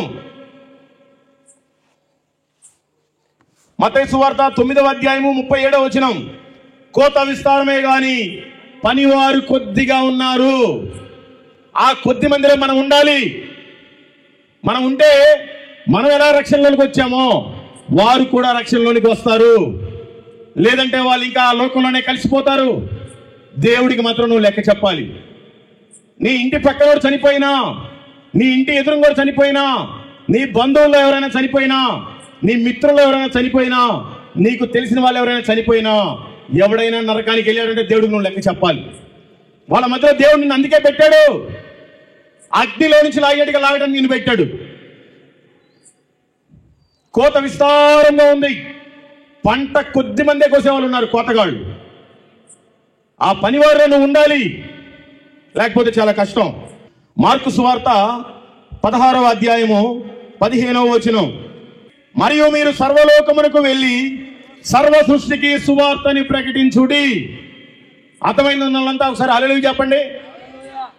అక్కడ ఏమనుందంటే, మరియు మీ పాస్టర్ గారు వెళ్ళి, మరియు మీ సంఘ పెద్ద వెళ్ళి, మరియు పాటలు పాడేవాళ్ళు వెళ్ళి, మరియు రెవరెండ్ వెళ్ళి, మరియు బిషప్ వెళ్ళి, మరియు సువార్థికుడు వెళ్ళి అని లేదు అక్కడ. మరియు మీరు అంటే మనం అందరం, నువ్వు ఆడామగా చిన్న పెద్ద తేడా లేదు. ప్రతి మనిషి మీద సువార్త ప్రకటించవలసిన భారం పెట్టున్నాడు ఆయన. అది మన బాధ్యత. సర్వలోకానికి నాలాగా దేశమంతా తిరిగి వెళ్ళకపోయినా కనీసం మీ పక్కన వారికైనా సువార్తను చెప్పండి. కనీసం మీకు పరిచయస్తుంటారు కదా, వాళ్ళకైనా చెప్పండి. లేకపోతే చాలా ప్రమాదం. మార్కు సువార్త 1వ అధ్యాయము 15వ వచనం ఈ విధంగా సెలవిస్తుంది. కాలము సంపూర్ణమై ఉన్నది, దేవుని రాజ్యము సమీపించి ఉన్నది, మారు మనసు పొంది సువార్త నమ్మండి అని చెప్పుచు దేవుని సువార్త ప్రకటించుచు మన భారతదేశానికి అనేక మంది వచ్చెను. కానీ మనవారే వారిని చంపివేసెను. నా బైబిల్లో ఇదే ఉంది, మరి మీ బైబిల్లో ఉందో లేదో నాకు తెలియదు. అనేక మందిని ప్రభు మనం నశించిపోవడానికి ఇష్టం లేక ఈ దేశానికి అనేక మంది మిషనరీస్ని పంపించారు. కానీ మన వాళ్ళే వాళ్ళని చంపేశారు. కనీసం ఇప్పటి నుంచి మనమైనా బయలుదేరాలి. మీకు అందరికీ తెలుసు యేసు ప్రభు వారికి ఎంతమంది శిష్యులండి? తెలుసున్న వాళ్ళు ఒకసారి చేతులెత్తండి. చాలా మందికి తెలియదు, తెలుసుకోండి, మంచిది. యేసు ప్రభు వారికి 12 మంది శిష్యులు. వారిలో ఒకరైన ఆయన తోమా. ఆయన ఇజ్రాయెల్ ప్రాంతంలో మంచి కార్పెంటరు. ప్రభుతో పాటు పరిచర్య చేశాడు, సువార్తలు చేశాడు, ఆయనకి సేవ చేశాడు, ఆయనతో పాటు తిన్నాడు, ఆయనతో పాటు పడుకున్నాడు. ఆయన ప్రభువారు చనిపోయి తిరిగి లేచి, నేను వెళ్తున్నాను, నేను మరలా వస్తాను, మీరు సర్వలోకానికి వెళ్ళి సర్వ సృష్టికి సువార్తను ప్రకటించండి అని చెప్పాడు. ఈ 12 మంది శిష్యులకి పొత్తులు పోక, నువ్వు పలానా దేశానికి వెళ్ళు, నువ్వు పలానా దేశానికి వెళ్ళు, నువ్వు పలానా దేశానికి వెళ్ళు అని అన్ని చీట్లు రాసుకొని ఒక దాంట్లో వేసుకున్నారు. తోమా గారికంట నువ్వు భారతదేశానికి వెళ్ళాలని వచ్చిందంట. బాబోయ్, నేను భారతదేశం అయితే వెళ్ళాను, ఎక్కడికైనా వెళ్తాను, వాళ్ళంతా మూర్ఖులు, వాళ్ళు కొట్టి చంపుతారు, నేను వెళ్ళానని చెప్పాడంట. ప్రభు దర్శనంలో కనపడి, తోమా నువ్వు భారతదేశానికే వెళ్ళాలి అని చెప్తే ఆ దర్శనాన్ని పొందుకొని ఆయన భారతదేశం రావడానికి సిద్ధమయ్యాడు. మనకి హైదరాబాద్ ఇంతకు ముందు నవాబులు పరిపాలించేవాళ్ళు, మైసూర్ని మహారాజు పరిపాలించేవాళ్ళు. కేరళ పేరు ఇంతకు ముందు ట్రావెన్కోర్ అని పేరు. ఆ ట్రావెన్కోర్ని ఒక మంచి రాజు పరిపాలించేవాడు. ఆ రాజు భటులకిచ్చి మంత్రులకిచ్చి మార్కెట్కి వెళ్ళేవాడు కాదు, ఆయన స్వయంగా మార్కెట్కి వెళ్ళి తెచ్చుకున్నాడు. ఆయనకి అది ఒక సాటిస్ఫాక్షన్. ఇంతకు ముందే ఇజ్రాయెల్లో కొన్ని గొడవలు జరిగినప్పుడు కొంతమంది యూదులంతా కూడా కేరళ ప్రాంతానికి వచ్చారు. ఇప్పటికీ ఉన్నారు. ఇప్పటికీ యూదా వీధులు చాలా ఉన్నాయి అక్కడ, జూయిష్ స్ట్రీట్స్ అంటారు. వాళ్ళంతా కూడా లవంగాలు, యాలకులు, దాల్చిన చెక్క, ఈ మసాలా దినుసులు అన్ని అమ్ముకుంటా బ్రతుకుతూ ఉంటారు. ఒకరోజు ఆ వీధికి వెళ్ళినప్పుడు ఆ రాజుగారు అడిగారంట, అయ్యా నేను ఒక రాజమందిరం కడుతున్నాను, ఇజ్రాయెల్ దేశంలో మంచి ప్రావీణ్యులు ఉన్నారంట, బాగా అందంగా సుందరంగా కట్టేవాళ్ళు, మీకు ఎవరైనా తెలిసిన వాళ్ళు ఉన్నారా అని అడిగారంట. అయ్యా తోమా అని యేసు ప్రభు వారి దగ్గర ఉండేవాడు, మంచి పనివాడు, ఆయన పిలిపించండి, బాగా కడతాడని చెప్పారంట. వెంటనే కొంతమందిని పంపించి పడవలో తోమా గారిని పిలిపించాడు ఇండియాకి. ఆయన మొట్టమొదటిగా పడవలో వచ్చి అడుగుపెట్టిన ప్రాంతం పేరు కొడంగలూరు. మీరు గూగుల్లో కొడితే వస్తుంది. ఆ పడవ కూడా ఇప్పటికీ పెట్టారు అక్కడే గుర్తుగా. ఆయన చనిపోయాడు కానీ ఆయన కుడి చేతి ఎమక ఇంకా అక్కడే పెట్టారు అందరూ చూడటానికి. ఆయన పగలంతా పనిచేసేవాడు రాజమందిరం కట్టి. ఆ వచ్చిన డబ్బులతోటి రాత్రంతా వీధిలో సువార్త ప్రకటించేవాడు. వాళ్ళకి అవి ఇవి కొనిస్తూ వాళ్ళతో మంచిగా ప్రేమించి వాళ్ళకి సువార్త చెప్తా ఉండేవాడు. ఈ విషయం ఒకసారి రాజుగారికి తెలిసింది. తీసుకెళ్లిపోయి జైల్లో వేశారు తోమా గారిని.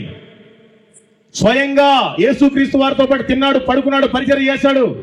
ఆయన్నే జైల్లో వేశారు. ఎక్కడో కాదు, మన దేశంలోనే. జైల్లో వేసిన 3వ రోజు రాజుగారు తమ్ముడు చనిపోయాడు. చనిపోతే ఈ విషయం తోమా గారికి తెలిసింది, జైల్లో ఉన్న అతనికి.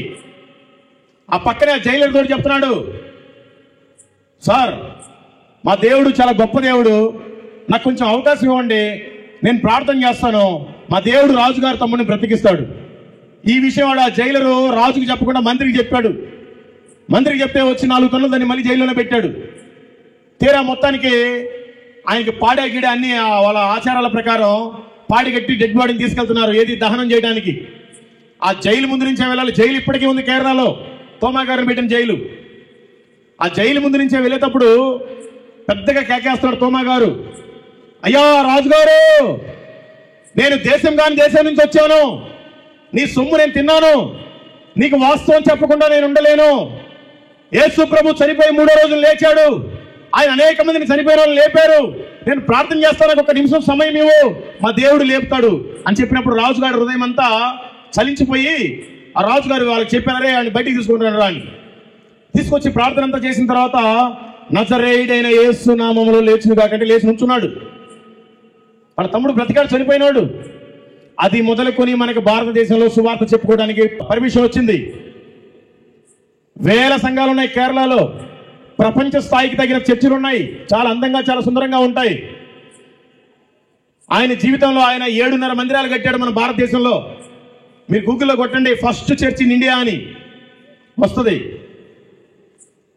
ఆయన 6వ మందిరం అయితే చాలా అద్భుతమైన మందిరం. మీకు అందరికీ తెలుసు, శబరిమల అయ్యప్ప టెంపుల్కి పక్కనే పంబా నది ఉంటుంది.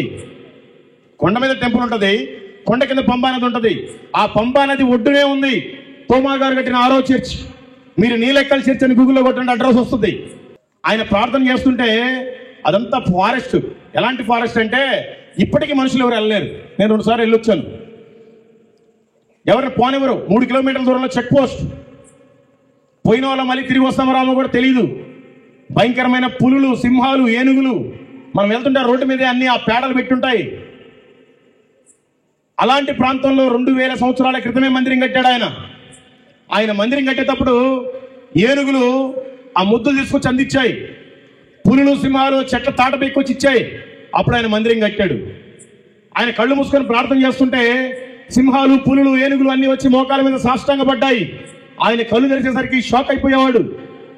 అంటే జంతువులు కూడా ఆయన ఆధీనంలో ఉండేవి. అలాంటి మందిరాలు కట్టాడు ఆయన. అలాంటి భక్తి చేశాడు.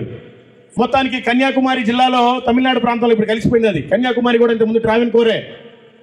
చివరిగా 7.5 సగం మందిరం కట్టాడు. ఎవరికో మద్రాసు ప్రాంతం వాళ్ళకి తెలిసింది నిజమైన దేవుడు యేసుక్రీస్తు, ఆయనకి 12 మంది శిష్యులు ఉన్నారు, ఒక్కరైన తోమా ఆయన అక్కడికి వచ్చాడు, ఆయన మనం కూడా పిలిపించుకుంటే మన రక్షణలోకి వస్తాం, ఈ మూఢనమ్మకాల నుంచి బయటపెడతామని తెలుసుకొని ఆయన దగ్గరికి వచ్చి, అయ్యా మీరు మా దగ్గర రండి సువార్త ప్రకటించాలని బ్రతిమలాడుకున్నారు. సరే పాండి వస్తున్నానని చెప్పి వచ్చారు. యేసు ప్రభు వారిని నమ్మేవాళ్ళు, ఆయన శిష్యులు యేసు ప్రభు వారు ఏం చేసి అదే చేస్తారు, ఒక అలవాటుగా మార్చుకున్నారు. యేసు ప్రభు వారు ఏం చేసేవారు? పొద్దున్నే నిద్ర లేవగానే కొండకెక్కి ప్రార్థన చేసేవాడు. అలాగే తోమా గారు కూడా పొద్దున్నే నిద్ర లేచిన తర్వాత వెళ్ళి ఒక కొండ మీద ప్రార్థన చేస్తున్నారు. అదే మైలాపూర్ కొండ. మనోళ్లే ప్రార్థన చేసుకునే వ్యక్తిని వచ్చి బలింతో పొడి చంపేశారు. మన తమిళనాడు ప్రజలే. ఇప్పుడు దాని పేరు థామస్ మౌంట్ అయింది. ఎయిర్పోర్ట్ కూడా దాని పక్కనే ఉంటుంది చెన్నైలో. దేవుడు మన రక్షణ కోసం ఆయన శిష్యుని ఇక్కడికి పంపించాడు. కానీ మన మూర్ఖులు ఆయన చంపేశారు. అక్కడి నుంచి ఒరిస్సా వెళ్తే గ్రహం స్టెయిన్స్ ఆస్ట్రేలియా మిషనరీ భార్య 3 పిల్లలు తీసుకొని వచ్చాడు. సువార్త ఎలా చెప్పాలో అర్థం కాక ఫస్ట్ కుష్టి వ్యాధుల కోసం హాస్పిటల్ ఏర్పాటు చేశాడు. ఆయన ఒక డాక్టర్. పాప పెద్దది, 2 చిన్నపిల్లలు, 7 సంవత్సరాలు 8 సంవత్సరాల పిల్లలు. ఈ కుష్టి వ్యాధులు అందరికీ బాగు చేస్తుంటే దేవుడు దర్శనంలో కనపడి, గ్రామ్ స్టెయిన్స్ వాళ్ళ గాయాలు కట్టేది నేను కదా, నువ్వు వచ్చిన పని ఏంటి? ఆత్మలు నరకానికి వెళ్లకుండా సువార్త ప్రకటించడానికి కదా, నువ్వు వెళ్ళిపో, ఆ పని చేయమని చెప్పాడంట ప్రభు.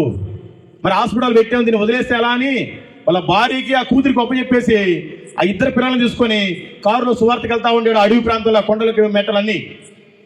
ఇట్లాగే కొన్ని రోజులు సువార్త చేసిన తర్వాత ఒక 24 మంది విశ్వాసులు తయారయ్యారు. ఎన్ని రోజులు చెప్పినా వీళ్ళకి మారు మనసు లేదు, వీళ్ళకి రక్షణ లేదు అని నన్ను పిలిపించినట్టుగానే కొంతమంది గెస్టులు పిలిపించి 3 రోజులు మీటింగ్ సభలు పెట్టుకున్నాడు. ఒకరోజు సభ అయిపోయింది. 2వ రోజు సభ అయిపోయిన తర్వాత ఆ 2 పిల్లలు, చిన్నపిల్లలు 7 సంవత్సరాలు 8 సంవత్సరాలు, వాళ్ళు అంటున్నారు, నాన్న రాత్రి బాగా దోమలు కుట్టాయి, ఈ రోజు ఇక మేము కారులో పడుకోమో, ఇంటికి వెళ్ళిపోదాం పదా అన్నారు. తప్పు నాన్న అనకూడదు. మనల్ని నమ్ముకొని, మన మీటింగ్లు నమ్ముకొని చుట్టుపక్కల ప్రాంతాల అందరూ వచ్చారు. రేపు సాయంత్రం మీటింగ్ అయిపోయిన తర్వాత వెళ్ళిపోదాం, ఇంటి దగ్గర ఏసీ వేసుకొని ప్రశాంతంగా పడుకుందాం, ఈ పూటకైతే మీరు కారులో పడుకోండి, మీకు దోమలు కొట్టుకుంటే నేను ఇసురుతా ఉంటానని చెప్పి 2 పిల్లల్ని చెరొక సీట్లో పడుకోబెట్టి ఆయన కూడా కూర్చొని ఇసురుతూ నిద్రపోయాడు. ఒక బీజేపీ ఆర్ఎస్ఎస్ క్యాండిడేట్ 10-12 లీటర్ల పెట్రోల్ క్యాన్ తీసుకొచ్చి కారు మొత్తం పెట్రోల్ పోసి ఒరిగడ్డేసి నిప్పు పెట్టేశాడు. సజీవ దహనం. 3, తండ్రి 2 కుమారులు. ఎక్కడ ఆస్ట్రేలియా, ఎక్కడ భారతదేశం, ఎక్కడ ఒరిస్సా అనే ఒక మూర్ఖుల ప్రాంతం. మనం సువార్త తెలుసుకోవాలని ఆయన ప్రాణాలు అర్పించాడు. ఈ విషయం అక్కడ ఇక్కడ మొత్తం వచ్చేసింది మీడియాలో, పేపర్లో. మీడియా వాళ్ళంతా ఆయన భార్య దగ్గరికి వెళ్ళారు. అమ్మా మీ ఆయన్ని చంపేశారు కదా, ఆయనకి ఎలాంటి శిక్ష పడాలని నువ్వు కోరుకుంటున్నావు? ఆమె అనిందంట, యెహోవా ఇచ్చును, యెహోవా తీసుకును, నేను నా మనస్ఫూర్తిగా నీకు క్షమిస్తున్నాను, నాకు ఎటువంటి ఇది లేదని ఆమె చెప్తే అందరూ ఆశ్చర్యపోయారంట. ఈ విషయం మొత్తం నేషనల్ మీడియాస్లో వేస్తే రాష్ట్రపతి గారు పిలిపించి ఇండియాలో ఉండే, మన భారతదేశంలో ఢిల్లీలో ఉండే రాష్ట్రపతి భవన్ నుంచి ఫోన్ వచ్చి ఆమెను పిలిపించుకొని పద్మశ్రీ అవార్డు ఇచ్చారు. వాళ్ళు క్రైస్తవులు, వాళ్ళు మిషనరీసు, వాళ్ళు ప్రాణం పెట్టారు. మనం ఏం చేస్తున్నాం? ఎవరికైనా సువార్త చెప్తున్నామా? దేవుని పనిలో పాలిభాగస్వాములమై ఉన్నామా? కనీసం మనమైన తప్పులు చేయకుండా పరిశుద్ధంగా ఉన్నామా? ప్రతిరోజు మనమే సిలువలేస్తున్నాం. మన జీవితాన్ని మార్చుకోవాలి. అట్లాగే ఇంకొంచెం ముందుకెళ్తే కలకత్తా విలియం కేరీ, ఆయన లండన్ నుంచి వచ్చాడు, బ్రిటిష్ మిషనరీ. ఆయన వచ్చేటప్పుడు భార్య పిల్లలను తెచ్చుకున్నాడు. భారతదేశం అంతా మూర్ఖులు, నేను వీళ్ళ భాషలు నేర్చుకోవాలి అని 14 భాషలు నేర్చుకున్నాడు. ఆయనతో పాటు ఇంకా కొంతమంది పనిచేసే వాళ్ళు మిషనరీస్ ఉన్నారు. వాళ్ళందరూ కలిసి 30 భాషలు నేర్చుకున్నారు. మొత్తం 44 భాషలు అయినాయి. ఈ 44 భాషల్లో మనం బైబిల్ని ముద్రించాలి. వీళ్ళంతా జాకెట్లు లేకుండా ఆడవాళ్ళు తిరుగుతున్నారు. చిన్నపిల్లలకి బాల్య వివాహాలు చేస్తున్నారు. ఆడపిల్లలు స్కూల్కి వెళ్ళకూడదని నిబంధనలు పెట్టుకున్నారు. భర్త చనిపోతే భార్యని కూడా చితి మీద కాలు పెడుతున్నారు. నాకు చాలా వేరేగా ఉంది, నేను వీళ్ళ జీవితాలు మార్చాలి అని చెప్పి ఆయన అనేక సేవలు చేశాడు. మన భారతదేశంలో మొట్టమొదటిగా సేవింగ్ బ్యాంక్ పెట్టింది విలియం కేరీ. మొట్టమొదటిగా ఆడపిల్లలు స్కూల్కి వెళ్ళిందో ఎవరంటే విలియం కేరీ స్కూల్లో చదువుకున్నారు. పోస్ట్ ఆఫీస్ పెట్టింది ఆయనే. రైల్వే లైన్కి చాలా సహాయం చేశాడు. మొట్టమొదటి ప్రింటింగ్ ప్రెస్ ఆయనదే మన భారతదేశంలో. మీరు చదివినా చదవకపోయినా ఈ రోజున మీ చేతుల్లో బైబిల్ ఉందంటే ఆయన పుణ్యమే. మొదటిగా పాత నిబంధన అంతా ప్రింట్ చేశాడు, కాలిపోయింది. మళ్ళీ ప్రింట్ చేశాడు, భార్య చనిపోయింది. మళ్ళీ ప్రింట్ చేశాడు, పిల్లలు కూడా చనిపోయారు. లాస్ట్కి బైబిల్ మొత్తం పూర్తి చేసి ఆయన కూడా ప్రాణాలు అర్పించాడు. వాళ్ళు మిషనరీస్, వాళ్ళు క్రైస్తవులు. మనం ఎవరికి క్రైస్తవులం? చెప్పుకోవడానికే క్రైస్తవులమా? సండే క్రైస్తవులమా? మనం సండే క్రైస్తవులుగా ఉండకూడదు, మండే క్రైస్తవులుగా ఉండాలి. లేకపోతే నీ జీవితం వ్యర్థమే. అక్కడి నుంచి ఇంకొంచెం ముందుకెళ్తే చాలా ఉన్నాయి. నేను ప్రతి స్టేట్ తిరిగాను కాబట్టి ప్రతి స్టేట్కి ఒక హిస్టరీ ఉంది. అక్కడి నుంచి పంజాబ్ వెళ్తే సాధు సుందర్ సింగ్, ఆయన పెళ్లి చేసుకోలేదు, కాషాయపు వస్త్రాలు ధరించుకున్నాడు, గడ్డం పెంచుకున్నాడు, తలపాకు కట్టుకున్నాడు, 2 జతల బట్టలు. కాశ్మీర్ నుంచి కన్యాకుమారి దాకా 2 సార్లు పాదయాత్ర చేస్తూ సువార్త ప్రకటించాడు. ఆంధ్ర ప్రాంతానికి కూడా వచ్చాడు. ఒకసారి చీరాల బాపట్ల ప్రాంతానికి వచ్చినప్పుడు ఈ ఎల్ఎఫ్ చర్చి జాషువా డానియల్ గారు వాళ్ళ నాన్నగారు ఆయన పరిచర్యను చూసి, అయ్యా నేను కూడా నీతో పాటు సువార్తకు వస్తానని తీసుకెళ్ళిపోమంటే, నీ మీద చాలా మంచి అభిషేకం ఉంది, నీకు దేవుని పిలుపు ఉంది, ఇదిగో నా షాల్ కూడా నువ్వే తీసుకుని ఆయన మీద వేస్తే అప్పటి నుంచి ఆయన సేవ స్టార్ట్ చేశాడు. 100 చర్చిలు అండి వాళ్ళవి కూడా, ఎల్ఎఫ్ చర్చిలు. సాధు సుందర్ సింగ్ గారు చెప్తేనే వాళ్ళు స్టార్ట్ చేశారు. ఆ తర్వాత ఆయన ఎప్పుడు కాశ్మీర్ మంచు కొండల మీద తిరుగుతూ ఉండేవాడు, సువార్తలు చేస్తూ ఉండేవాడు. ఒక ప్రాంతం ఉంది టిబెట్ అని, అది ఇప్పుడు చైనాలో కలిసిపోయింది. ఆ ప్రాంతానికి వెళ్ళి ఆయన పంజాబ్ నుంచి హిమాలయ పర్వతాల మీదుగా టిబెట్కి వెళ్ళి సువార్త చేసి వచ్చేటప్పుడు మంచులో కూరుకుపోయాడా ఎవరికి తెలియదు. ఎవరైనా చంపేసి పాతి పెట్టారా ఎవరికి తెలియదు. దేవుడే ఆనోకేలియాలాగా ఎత్తుకొని వెళ్ళిపోయాడా ఎవరికి తెలియదు. సాధు సుందర్ సింగ్ చరిత్ర అది. ఆయన తిరిగిన ప్రాంతంలో నేను కూడా సువార్త చేయాలి, ఆయన తిరిగిన ప్రాంతంలో నేను కూడా నడవాలి అని అనుకుని మేము కారు వేసుకుని వెళ్ళాం. హిమాలయ పర్వతాల్లో ఎంత జర్నీ చేసినా కూడా, మీరంతా గాడ్స్ పర్మిషన్ అనే ఛానల్లో చూడండి, మీకు అన్నీ ఉంటాయి.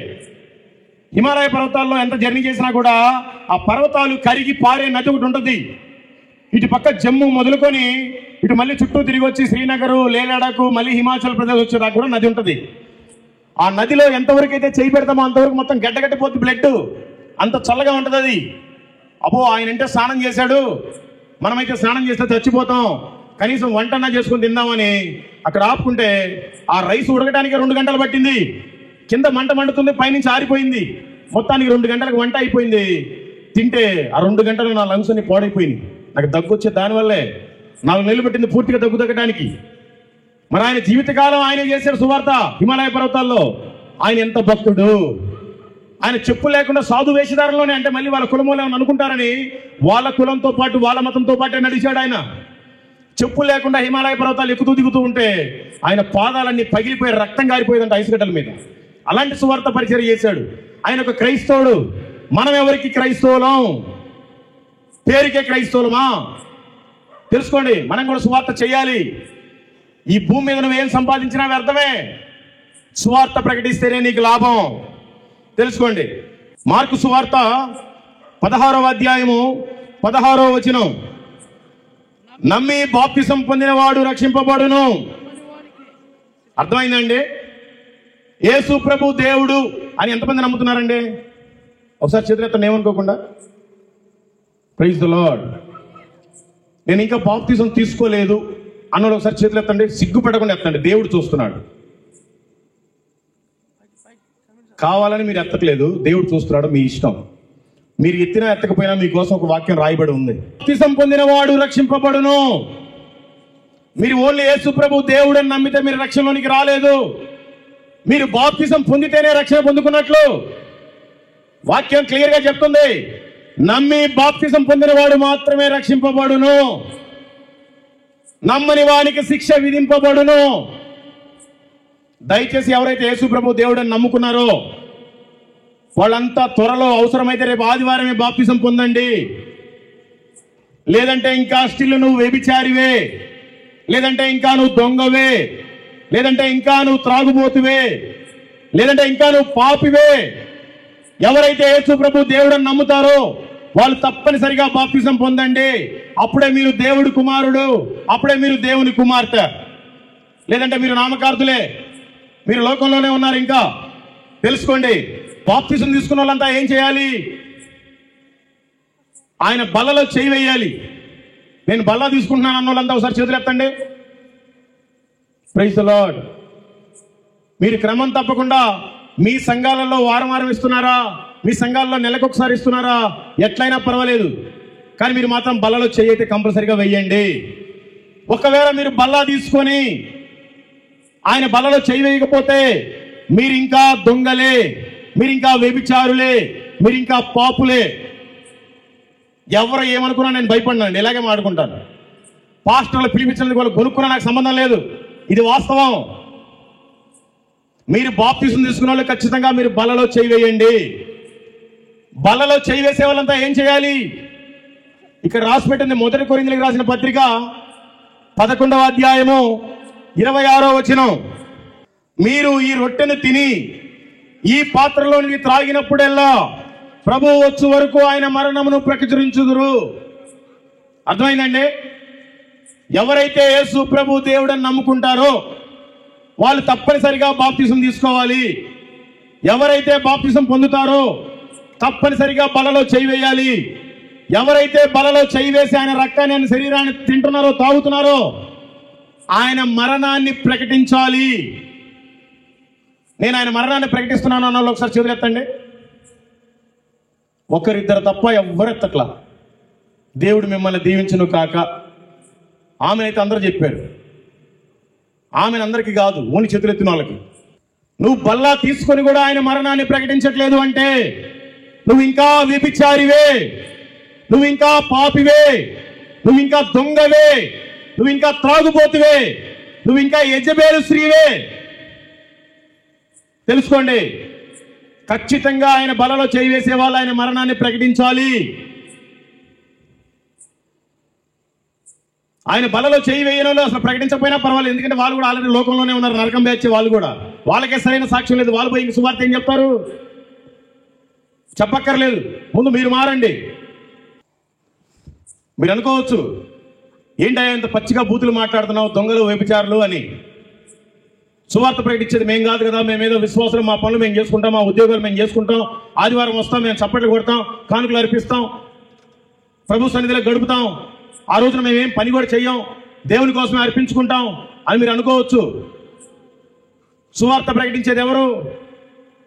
పాస్టర్లు, సువార్తికులు, బిషపులు, రెవరెండ్లు కాదు. వాక్యం మీ అందరి కోసం రాయబడి ఉంది. బైబిల్ ఉన్న వాళ్ళు ప్రతి ఒక్కరూ యేసునామములో ఇప్పుడు చదవండి ఈ వాక్యాన్ని.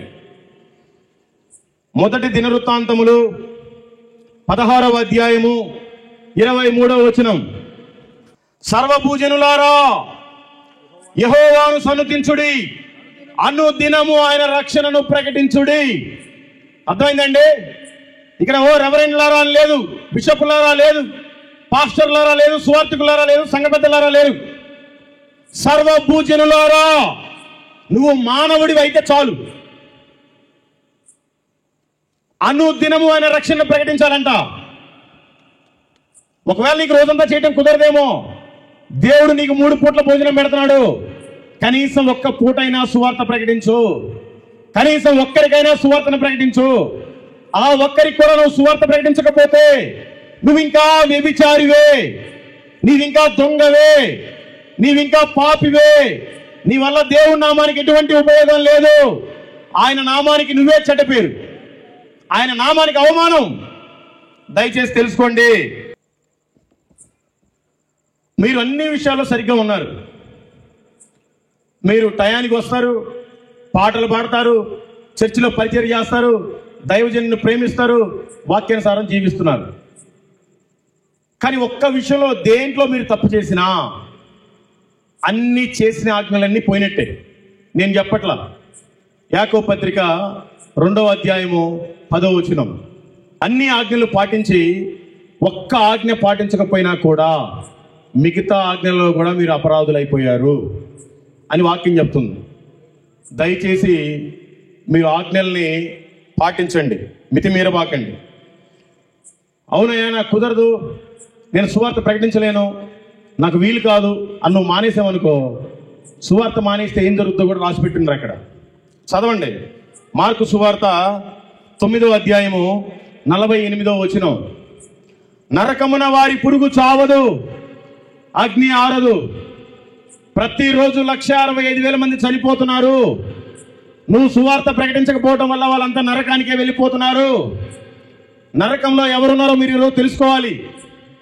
మీకు అందరికి తెలుసుగా, దరిద్రుడైన లాజరు, ధనవంతుడు. తెలుసన్న ఒకసారి చేతులెత్తండి. Praise the lord.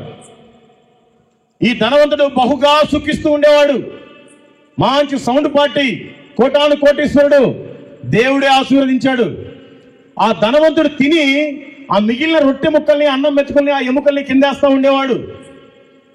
అవి ఏరుకొని ఆ దరిద్రుడు తింటూ ఉండేవాడు. లాజరు ఒళ్ళంతా పుండ్లు, కుక్కలు వచ్చి నాకేయి.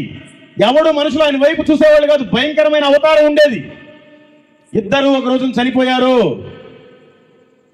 ఆ దరిద్రుడైన లాజరు అబ్రహాము రొమ్మున కొనిపోబడ్డాడు పరదైస్కి. మరి ధనవంతుడు పాతాళానికి వెళ్ళిపోయాడు. ఏమంటున్నాడో తెలుసా ధనవంతుడు? అయ్యా తండ్రి అయిన అబ్రహాము. తెలుసా అండి ఈ విషయం మీకు? ఇప్పుడు చెప్పండి, ఈ ధనవంతుడు క్రైస్తవుడా అన్యుడా? క్రైస్తవుడు అన్నోళ్ళంతా ఒకసారి చేతులెత్తండి. ఒక్కరెత్తారు, మిగతా వాళ్ళు మొత్తం భ్రమలోనే ఉన్నారు. వాడు క్రైస్తవుడే, వాడు నరకానికి వెళ్ళాడు, పాతాళానికి. వాడిని ఆశీర్వదించింది దేవుడే. కానీ వాడు బహుగా తాగుతూ తిరుగుతూ సుఖించాడు, సుఖానుభవాలు అనుభవించాడు.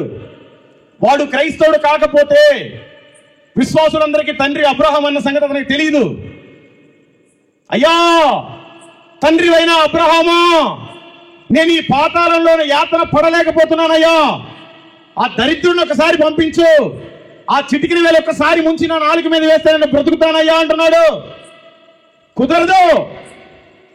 బ్రతికిన రోజులు నీ ఇష్టానుసారం జీవించావు, నీ బ్రతుకు అక్కడే అంటున్నాడు. అయ్యా నేనంటే సరే ఇక్కడ పాతాళంలో పడిపోయాను యాతన, నాకు 5గురు సహోదరులు ఉన్నారు, ఒక్కసారి ఆ దరిద్రుడిని భూమి మీదకి పంపించాయా, మా వాళ్ళకి సువార్త ప్రకటిస్తారు. కుదరదు. నువ్వు బ్రతికిన రోజులు 10 గంటలకు సంఘం అయితే 12 గంటలకు వచ్చావు, మారు మనసు పొందానన్నావు, మందు తాగుతున్నావు, నేను రక్షణ తీసుకున్నానన్నావు, సిగరెట్లు తాగుతున్నావు, నేను భక్తిగా పాటలు పాడుతున్నాను అనుకుంటున్నావు, వ్యభిచారం చేస్తున్నావు, అబద్ధాలు ఆడుతున్నావు, మోసాలు చేస్తున్నావు. నీ బ్రతుకు అక్కడే. నువ్వు బ్రతికినప్పుడే నువ్వు రక్షించుకోవాలి నీ సహోదరుల్ని. నీ భార్య అయినా, నీ భర్త అయినా, నీ అన్నదమ్ములైనా, నీ తల్లిదండ్రులైనా, నీ పిల్లలైనా, నువ్వు చనిపోక ముందే వారిని రక్షణలోనికి తెచ్చుకోవాలి. ఒక్కసారి చనిపోయిన తర్వాత వారెవరో నీకు సంబంధం లేదు. మీకు అందరికీ తెలుసు, వాటికి 36 రోజుల క్రితం ప్రవీణ పడాల్ గారు చనిపోయారు. ఆయనకి 5 సాఫ్ట్వేర్ కంపెనీలు ఉన్నాయి. ఆయన చనిపోయిన మరుక్షణం ఆ కంపెనీలకి ఎండి ఆయన కాదు. ఆ జెస్సికా పగడాల వాళ్ళ వైఫ్. ఆయన చనిపోయిన మరుక్షణం ఆమెకి భర్త కాడు. ఆయన చనిపోయిన మరుక్షణం ఆ పిల్లలకి తండ్రి కాడు. అందుకనే బ్రతికుండగా మనం అంతా కూడా రక్షణలోనికి తీసుకొచ్చుకోవాలి. చనిపోయిన తర్వాత నీకు ఎవరో వీళ్ళ సంబంధం లేదు తెలుసుకోవాలి. బ్రతికున్నప్పుడే మనకు అన్ని బంధాలు. చనిపోయిన తర్వాత అక్కడ పడుకోబెట్టిన తర్వాత పాస్టర్ గారికి ఫోన్ చేస్తారు, ఒక బాక్స్ తీసుకొని వస్తారు, బంధువులందరికీ ఫోన్లు చేస్తారు, అందరూ వస్తారు, మంచి పాటలు పాడతా తీసుకెళ్ళిపోతారు. ఎందుకంటే లేట్ అయిందంటే వాసన వచ్చింది. మనోళ్ళే తొందర పెడతారు, పొద్దుకోక ముందే పాతి పెట్టేసి రావాలి. నువ్వు చనిపోయిన మరుక్షణం నీ భర్త నీకు భర్త కాడు, నీ భార్య నీకు భార్య కాదు, నీ పిల్లలు నీకు పిల్లలు కారు. ఆ తర్వాత ఏం చేస్తారు? పాతి పెడతారు. అందరూ 1-2 రోజులు ఏడుస్తారు. 5వ రోజు, 7వ రోజు, 11వ రోజు, 9వ రోజు ఇప్పుడు ఆదరణ కూడికని పెట్టుకుంటారు. ఆదరణ కూడిక రెడీ అయ్యేసరికల్లా నీ ఫోటో కూడా రెడీ చేపిస్తారు. ఎందుకంటే అక్కడ కుర్చీలో పెట్టాలిగా, వచ్చిన వాళ్ళంతా పూలు వేసి బాగా నివాళులు అర్పించాలి నీకు. ఆ కార్యక్రమం అయిపోయిన తర్వాత నీ ఫోటో తీసుకెళ్తారు, గోడకు పెడతారు. క్రిస్మస్ రోజు దుడుస్తారు, ఈస్టర్ రోజు దుడుస్తారు. నీ బ్రతుకంతేనా? ఒక గోడకి ఫోటోలాగా మిగిలిపోతావా? దేవుడే విగ్రహారాధన చేయొద్దు అంటే నువ్వే ఒక విగ్రహంలాగా, ఒక ఫోటోలాగా మారిపోతున్నావు. అందుకనే చనిపోయిన తర్వాత కాదు, బ్రతికినప్పుడే దేవుడి కోసం ఏదో ఒకటి చెయ్యి. నరకం అనేది చాలా భయంకరంగా ఉంది, తెలుసుకోవాలి. మత్తయి సువార్త 6వ అధ్యాయము 19వ వచనం 20వ వచనం చదవండి అందరూ. భూమి మీద మీ కొరకు ధనమును కూర్చుకొనవద్దు, ఇక్కడ చిమ్మెటయు తుప్పును తినివేయును, దొంగలు కన్నము వేసి దొంగిలెదరు. పరలోకమందు మీ కొరకు ధనమును కూర్చుకొనుడి, అచ్చట చిమ్మెట అయినను తుప్పైనను దాన్ని తినివేయదు, దొంగలు కన్నము వేసి దొంగిలరు. నువ్వు నీ భార్య పిల్లల కోసం, నీ భర్త పిల్లల కోసం ఈ భూమి మీద నువ్వు ఎంత వెంపర్లాడినా, ఎంత కష్టపడి సంపాదించినా, చివరికి నువ్వు వేసుకున్న డ్రెస్ కూడా ఇక్కడే వదిలేసి వెళ్ళిపోవాలి. అందుకని నువ్వు ఈ భూమి మీద మమకారాన్ని పెంచుకోబాకు. పరలోకంలో ఉండే ధనాన్ని నువ్వు సంపాదించుకోవడానికి దాని మీద ఫోకస్ పెట్టు, లేకపోతే చాలా కష్టం.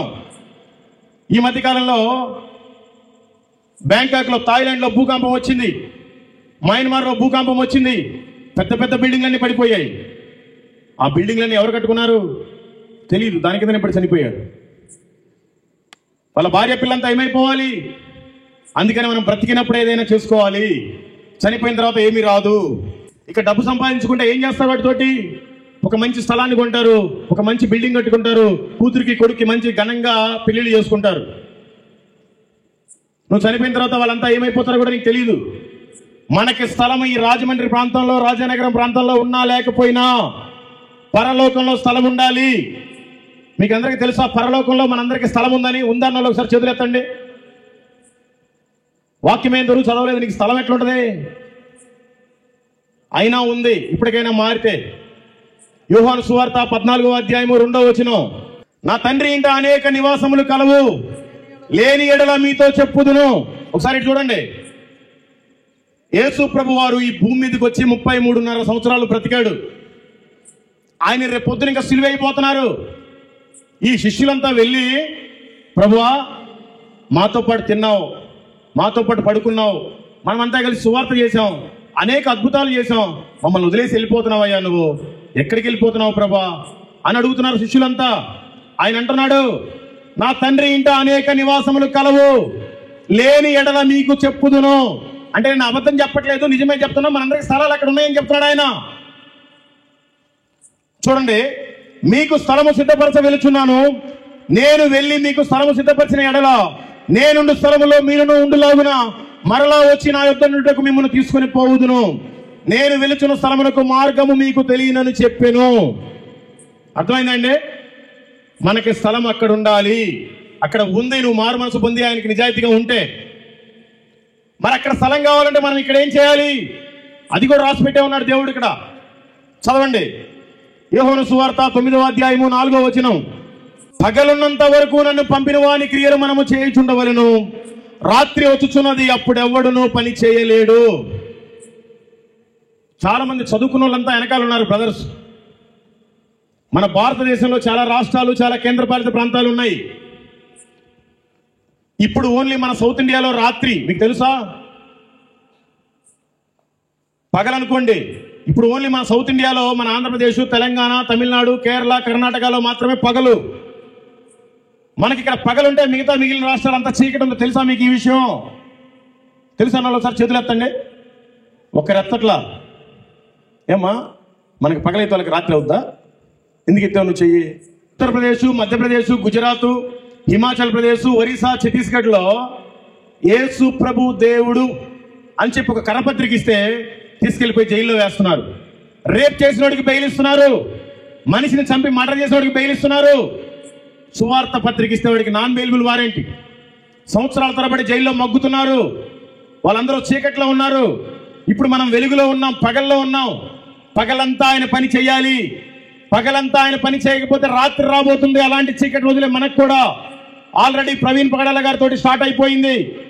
అవకాశం ఉంది ఇప్పుడు మనం సువార్త ప్రకటించడానికి. మనం సువార్త ప్రకటిస్తే మనల్ని ఎవరు ఇప్పుడు జైల్లో వేయరు. కానీ రాబోయే కాలంలో జరగబోతుంది. అదే సుప్రీంకోర్టులో ఉండే మనందరిపైన మత మార్పిడి కేసు. దాని గురించి ఇవాళ కూడా వీడియో పెట్టాను, మీరు చూడండి గాడ్స్ హోమ్స్ అనే ఛానల్లో. పగలున్నంత వరకే మనల్ని పంపిన వారిని పని చేయాలి. రాత్రి రాబోతుంది, అప్పుడు ఎవరం పని చేయలేం. బైబిల్ని కూడా తీసేస్తారు ఫ్యూచర్లో. ఆ సిలువలు తీసేస్తారు. వాక్యాలు రాసుకోవడానికి లేదు, సభలు పెట్టుకోవడానికి లేదు, సువార్తను ప్రకటించుకోవడానికి లేదు. దయచేసి ఈ బైబిల్ ప్రింటింగ్ ఆపకముందే మీరు బైబిల్ని పూర్తిగా చదవండి. ఇండియాలోకి వచ్చి వెతికి మరి బైబిల్ తీసుకెళ్లిపోతారు. అలాంటి రోజులు రాబోతున్నాయి. ఇవన్నీ బైబిల్లోనే ఉన్నాయి.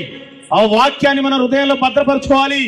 ఈ బైబిల్ తీసుకెళ్లిపోయినా మన గుండెల్లో వాక్యం ఉండాలి. లేదంటే నిన్ను సైతాన్ గాడు ఆక్రమించుకొని ఉంటాడు.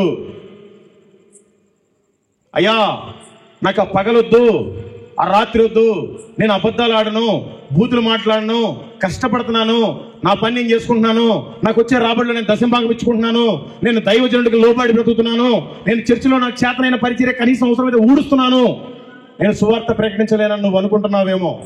నీకోసం ఒక మంచి వాక్యం రాయబడి ఉంది. అందరూ చూడండి. మత్తయి సువార్త 3వ అధ్యాయము 10వ వచనం.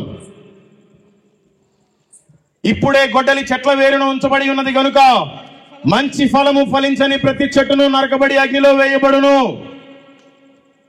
దేవుడు నన్ను మొత్తాడు. నా జీవితం మొత్తం పతనమైపోయింది. నా జీవితానికి ఒక గొడ్డలి పెట్టాడు, వేశాడు. అప్పుడు బుద్ధి వచ్చింది, నేనేం పని చేయాలి, నేను ఎలా బ్రతకాలి, ఎలాంటి పరిచర్య చేయాలి అని. దయచేసి మీకు దండం పెట్టి చెప్తున్నా, దేవుడు మిమ్మల్ని మొత్తక ముందే మీరు మారండి. దేవుడు మీ జీవితం అనే ఏరుకి గొడ్డలు పెట్టి పెట్టక ముందే మీరు మారండి. ఏదో మీటింగ్ అంటే అందరూ ఆశీర్వదిస్తారు, దీవిస్తారు, వెళ్ళిపోదానే బ్లెస్సింగ్ తీసుకొని అనుకుంటున్నారేమో. హెచ్చరికలతో కూడిన వాక్యాన్ని మీరు వినాలి. హెచ్చరికలే మన జీవితానికి మాదిరికరం. దయచేసి మిమ్మల్ని గొడ్డలు పెట్టి వేయక ముందే మీరు మారండి, లేదంటే మీ జీవితాలు పతనమైపోతాయి. దయచేసి అర్థం చేసుకోండి. పరలోకంలో స్థలం ఉందన్నావు, అందరినీ ఆయన నమ్ముకుంటే అక్కడికి తీసుకెళ్ళిపోతారన్నావు. మరి ఈ భూమి మీద 840 కోట్ల మంది ప్రజలు ఉన్నారు. వాళ్ళందరూ పడతారా? పరలోకం అంతుందా అని మీరు అనుకోవచ్చు. పరలోకం ఎన్ని కిలోమీటర్లు ఉందో బైబిల్లో రాసుంది. పరలోకం ఎన్ని కిలోమీటర్లు ఉందో నాకు తెలుసా? ఒకసారి చేతులు ఎత్తండి. ఒక్కరు లేరు. మీరు బైబిల్ని చదివి చస్తే కదా మీకు తెలిసేది.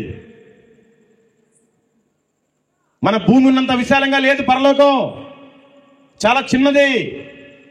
మీరంతా చదవండి ప్రకటన గ్రంథము 21వ అధ్యాయము 16వ వచనం. ఆ పట్టణము చచ్చౌకమైనది, దాని పొడగు దాని వెడల్పుతో సమానము. అతడు ఆ కొలకర్రతో పట్టణమును కొలువగా దాని కొలత 750 కోసులైనది. దాని పొడుగును ఎత్తును వెడల్పును సమానముగానున్నది. అనవసరమైన అన్నిటికీ సెల్ ఫోన్లు వాడుతూ ఉంటారు. ఇప్పుడు వాడని గూగుల్ ఓపెన్ చేసి 750 కోస్ అంటే ఎన్ని కిలోమీటర్లను కొట్టండి. ఒక కోస్ అంటే 3 కిలోమీటర్ల 75 మీటర్లు ఇంటూ 750 వేయండి, 2306 కిలోమీటర్లు. కొన్ని తర్జుమా బైబిల్ అయితే 2400 కిలోమీటర్లే. ఈ భూమి తూర్పు మొదలుకొని పడమర దిక్కు వరకు కూడా 40,075 కిలోమీటర్లు ఉంది. ఈ భూమి మీద 840 కోట్ల మంది ప్రజలు నివసిస్తున్నారు. పరలోకం ఓన్లీ 2400 కిలోమీటర్లే ఉంది. మరి దాంట్లో ఎంతమంది జనాభా పడతారు? అందరూ పట్టరు, ఓన్లీ భక్తులే పడతారు. నేను భక్తుడిని, నేను భక్తురాల్ని, నేను పరలోకం వెళ్తాను అన్నలో ఒకసారి చేతులు ఎత్తండి. Praise Lord. ఒక అక్క ఎత్తింది, నువ్వు నిజంగా యేసు నామంలో వెళ్తావు. ఎందుకంటే ఆవిడ భక్తురాలు. మరి మీరంతా భక్తులు కాకపోతే ఇంకే లెక్కలోకి వస్తారు? భక్తిహీనులు. భక్తిహీనుల కోసం మంచి వాక్యం రాసి పెట్టాడు దేవుడు ముందుగానే. చదవండి, సామెతల గ్రంథము 16వ అధ్యాయము 4వ వచనం. యెహోవా ప్రతి వస్తువును దాని దాని పని నిమిత్తము కలుగజేసెను. నాశన దినమునకు ఆయన భక్తిహీనులను కలుగజేసెను. నాశన దినము ఈజ్ ఈక్వల్ టు నరకము. నాశన దినము ఈజ్ ఈక్వల్ టు పాతాళము. నరకములో కాల్చడానికి కూడా యేసు ప్రభు వారే కొంతమందిని తయారు చేశాడంట. ఆ లెక్కలో నువ్వు ఉంటే ఈరోజు మారు, లేకపోతే నీ బ్రతుకు పతనమే. ఆషామాష కాదు క్రైస్తవం అంటే. దేవుడు రోషం కలిగిన దేవుడు. నిన్ను ఎంతైతే ప్రేమించి నీ కోసం ప్రాణం పెట్టాడో, నిన్ను గద్దించి బుద్ధి చెప్పి తాట పీకే రోజు కూడా వస్తుంది. తెలుసుకో, దేవుడు ప్రేమామయుడే, కానీ ఆయనకి పౌరుషం ఎక్కువ, ఆయనకి రోషం ఎక్కువ. ప్రేమించినంతసేపు ప్రేమించాడు, నీ కోసం ప్రాణమే పెట్టాడు. ఆయనకి నువ్వు లెక్కలు చెప్పాలి. నువ్వు మాట్లాడిన ప్రతి మాట లెక్క చెప్పాలి. నీ తలలో వెంట్రుకలన్నీ లెక్క చెప్పబడి ఉన్నాయి. నువ్వు వేసే ప్రతి వేషానికి ఆయనకి లెక్క చెప్పాలి. ఎవరు చూడట్లేదు అనుకుంటున్నావు? నీ రహస్య పాపాలు మొత్తం తీర్పు దినాన అక్కడ చూపిస్తాడని ఆయన. యేసు ప్రభు ఒకసారి భూమి మీదకి వచ్చి మన కోసం ప్రాణం పెట్టి ఆయన తిరిగి 3వ రోజులు లేచి నేను మరలా వస్తాను అని చెప్పి యేసు ప్రభు వారు వెళ్ళిపోయారు. తెలుసు కదా? మరి యేసు ప్రభు నా కోసం ఈ భూమి మీదకి మరలా రాబోతున్నాడు అన్నోళ్ళంతా ఒకసారి చేతులు ఎత్తండి. Praise the Lord. మీరంతా భ్రమలోనే ఉన్నారు.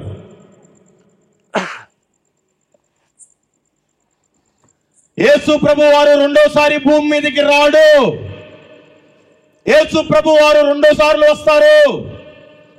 ఒకసారి రహస్యంగా వస్తాడు, ఒకసారి బహిరంగంగా వస్తాడు. యేసు ప్రభు రెండోసారి వచ్చేది ముందుగా మధ్యాకాశంలోకి వస్తాడు. ఒక బూర శబ్దం మనకు వినిపిస్తాడు. ఇలాంటి సౌండ్ వినంగానే మన వస్త్రాలన్నీ ఇక్కడే పడేసి మహిమా వస్త్రం ధరించుకొని మనమంతా ఆయన ఎదుర్కోవడానికి వెళ్ళాలి. వెళ్ళిపోతే మంచిది, వెళ్ళకపోతే నీకు భయంకరమైన శ్రమలు రాబోతున్నాయి. 3.5 సంవత్సరాలు శ్రమలు, 3.5 సంవత్సరాలు మహాశ్రమలు. అదే ఎత్తబడ్డావనుకో నీకు 7 సంవత్సరాల విందు. నీకు ఓటర్ ఐడి కార్డు ఉంటుంది, ఓటు వేయలేవు. నీకు ఏటీఎం కార్డు ఉంటుంది, నీ డబ్బులు నువ్వు తీసుకోలేవు. నీకు ఆధార్ కార్డు ఉంటుంది, అది దేనికి పనికిరాదు. నిన్ను చాలా చిత్రహింసలకు గురి చేయబోతున్నారు భూమి మీద. అందుకని ఆయన రాకడలో మనం ఎత్తబడాలి. దేవుడే వాక్యం ద్వారా చెప్తున్నాడు. నీ ఐడెంటిటీ మొత్తం ఒక బియ్యపు గింజ సైజులోకి తీసుకొస్తారు. 666 అనే ఒక ముద్ర. దాన్ని మన నుదుటి మీద కానీ కుడి చేతి మణికట్టు మీద కానీ పెడతారు. అది చూపిస్తేనే ఇప్పుడు మనం Google pay, phone pay scan ఎలా చేస్తాం, అలా చేస్తేనే మనకి టికెట్ వస్తుంది. అది చూస్తేనే మన డబ్బులు మనకు వస్తాయి. అది చూపిస్తేనే మన పింఛన్ మనకు వస్తుంది.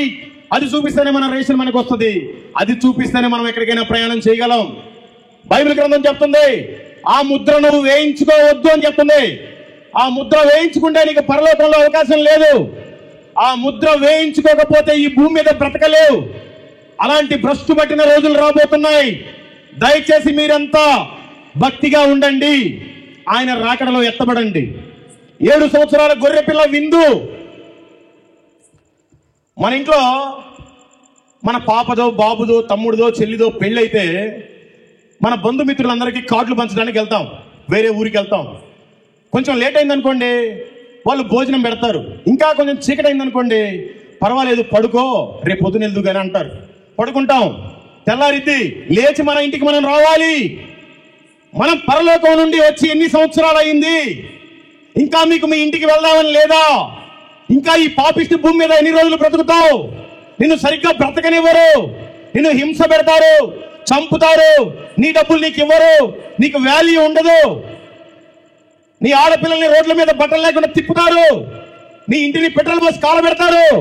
ఇలాంటి పాపిష్టి జీవితం మనకొద్దు. మనం పరలోకం నుండి వచ్చాం, మళ్ళీ పరలోకానికి మనం చేరాలి. దయచేసి మీరంతా గ్రహించండి. 7 సంవత్సరాల విందు అయిపోయిన తర్వాత ఆ సంఘాన్ని తీసుకొని భూమి మీదకి యేసు ప్రభు వారు అప్పుడు వస్తారు. 1000 సంవత్సరాలు పరిపాలిస్తాడు. ఈ విషయం మీకు తెలుసా? మనకి ఏ చంద్రబాబు నాయుడు, ఏ జగన్మోహన్ రెడ్డి, ఏ పవన్ కళ్యాణ్, ఏ మోడీనో అమిత్ షానో కాదు మన రాజు. మనకి యేసుక్రీస్తే రాజు, మనకి యేసుక్రీస్తే మంత్రి, మనకి యేసుక్రీస్తే అధికారి. నాకు తెలుసు యేసుప్రభు వారు భూమి మీదకి వస్తారు, 1000 సంవత్సరాలు పరిపాలిస్తారు అన్న వాళ్ళంతా ఒకసారి చేతులు ఎత్తండి. ఒకరిద్దరు ఎత్తారు, మిగతా వాళ్ళు మొత్తం భ్రమలోనే ఉన్నారు. నిజమే, ఆయన ఈ భూమి మీదకి వస్తాడు, 1000 సంవత్సరాలు నీతి న్యాయమైన పరిపాలన ఇస్తాడు. మనకి క్యాపిటల్ ఏ అమరావతి, ఏ వైజాగ్, ఏ హైదరాబాద్ కాదు, మనకి క్యాపిటల్ యెరూషలేమే. ఎవరైతే రెండో రాకడలో ఎత్తబడతారో వాళ్ళంతా భూమి మీదకి వచ్చినప్పుడు 1000 సంవత్సరాల్లో వాళ్ళంతా అధికారులు. ఈ భూమిని పరిపాలించేది మనమే. బైబిల్ని చదివి చావండి, మీరంతా ఈ సత్యాన్ని గ్రహించండి. బైబిల్లో ఉన్నదే చెప్తున్నాను మీకు. ఏదో పైన వచ్చి పాస్టర్ గారు పెట్టే భోజనం తిని ఆయన ఇచ్చే చోటైన కానుక తీసుకొని జోబులో వెళ్ళిపోవడానికి రాలేదు. మీకు ఈ సత్యం చెప్పడానికే వచ్చాను. ఎన్ని రోజులు నామకార్థమైన బోధలో ఉండి వస్తారు, మిమ్మల్ని చంపబోతాడు సాతానుగాడు. ఇప్పటికైనా మారండి, ఇప్పటికైనా మేలుకోండి.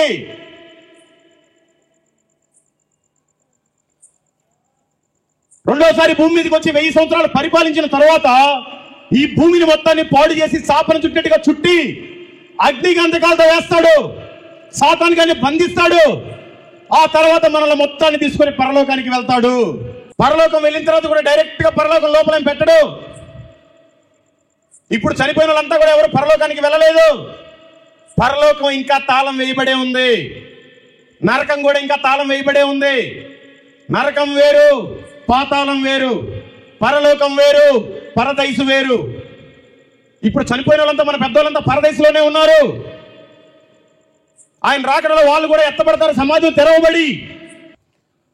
1000 సంవత్సరాల పరిపాలన అయిపోయిన తర్వాత మనందరినీ పరలోకం తీసుకెళ్లి ఆ పరలోకం గేటు ముందు ఒక సింహాసనం వేసుకుని దేవుడు కూర్చుంటాడు.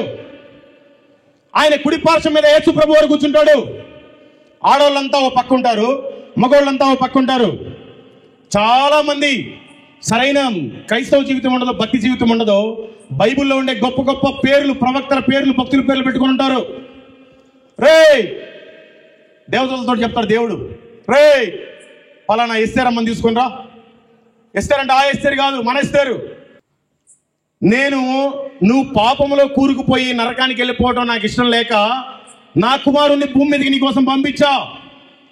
నువ్వు నా కోసం ఏం చేసావని అడుగుతాడు ఎస్తేరమ్మని. అయ్యా నేను వచ్చానయ్యా, 10 గంటలకు మందిరం అయితే 12 గంటలకు వచ్చాను. నాకు వచ్చేదే 10,000 జీతం అయ్యా. దశంభాగం అంటే 1000 రూపాయలు అయితే నాకు ప్రాణం ఒప్పలేదు, 200 వేసాను. అయ్యా నాకు నా ఇంట్లో పనులే ఎక్కువ అయ్యా, నేను చర్చిలో పని చేయలేను, పరిచయం నాకు అంత టైం ఉండదు, అందుకని గబగబా వెళ్ళిపోయాను ప్రభువా. రే ఎస్తేరమ్మ తీసుకుపోయి నరకంలో వేయండిరా. వేసేయటమే. రే ఫలానా ఏలియని తీసుకురండి రా. ఆ ఏలియా కాదు, మన ఏలియా. బైబిల్లో పేరు పెట్టుకున్నామే, ఏ పేరైనా సరే. నేను ఎగ్జాంపుల్ చెప్తున్నా మీకు. నువ్వేం చేసావయ్యా? నువ్వు చనిపోయి నరకానికి వెళ్తావని నా కుమారుని పంపించాను నీ కోసం, కొట్టించుకొని, ఈడిపించుకొని, ఉమ్మించుకొని, తిట్టించుకొని ప్రాణం పెట్టాడు కదా. నువ్వు నా కోసం ఏం పీకేవేలి అని అడుగుతాడు. ఏం పీకారు మీరంతా? ఇలా మాట్లాడకూడదు, కానీ నేను ఇలాగే మాట్లాడతాను. అయ్యా నేను సండే రోజు చర్చికి వచ్చానయ్యా, మళ్ళా వచ్చే సండే దాకా కూడా నేను ఎప్పుడు బైబుల్ ఇంకా తెరవలేదు. నా ఇష్టానుసారం నాకు సరిపోయింది. నేనేం చేయమంటావు ప్రభు? నువ్వే ఇచ్చావు భార్యని, పిల్లల్ని. నాకు అందుకని కుదరలేదు పరిచయం చేయడానికి, సువార్తను ప్రకటించడానికి. నన్ను చేర్చుకోయ్యా అంటే, రే నేను తీసుకుపోయి నరకంలో వేసేయండి రా. వేసేయటమే. అందుకనే భక్తిహీనులు అంటే వాళ్ళే. వాళ్ళందరినీ తయారు చేసిందే పాతాళంలో కాల్చడానికి, నరకంలో కాల్చడానికి. రే ఫలానా మల్లికార్జునరావుని తీసుకురండి రా. అప్పుడు నేనేం మాట్లాడను.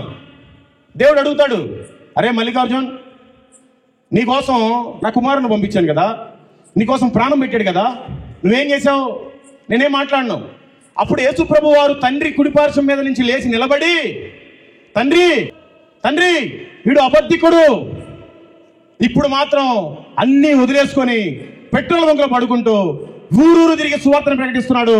భారతదేశం అంతా తిరిగి ప్రకటించాడు, ఇంకా జిల్లాల వారీగా ప్రకటిస్తున్నాడు. ఇప్పటి వరకు 135,000 మందికి వాడి నోటితోటి యేసు ప్రభు దేవుడు అని చెప్పాడు. 74 మంది బాప్తిసం తీసుకున్నారు.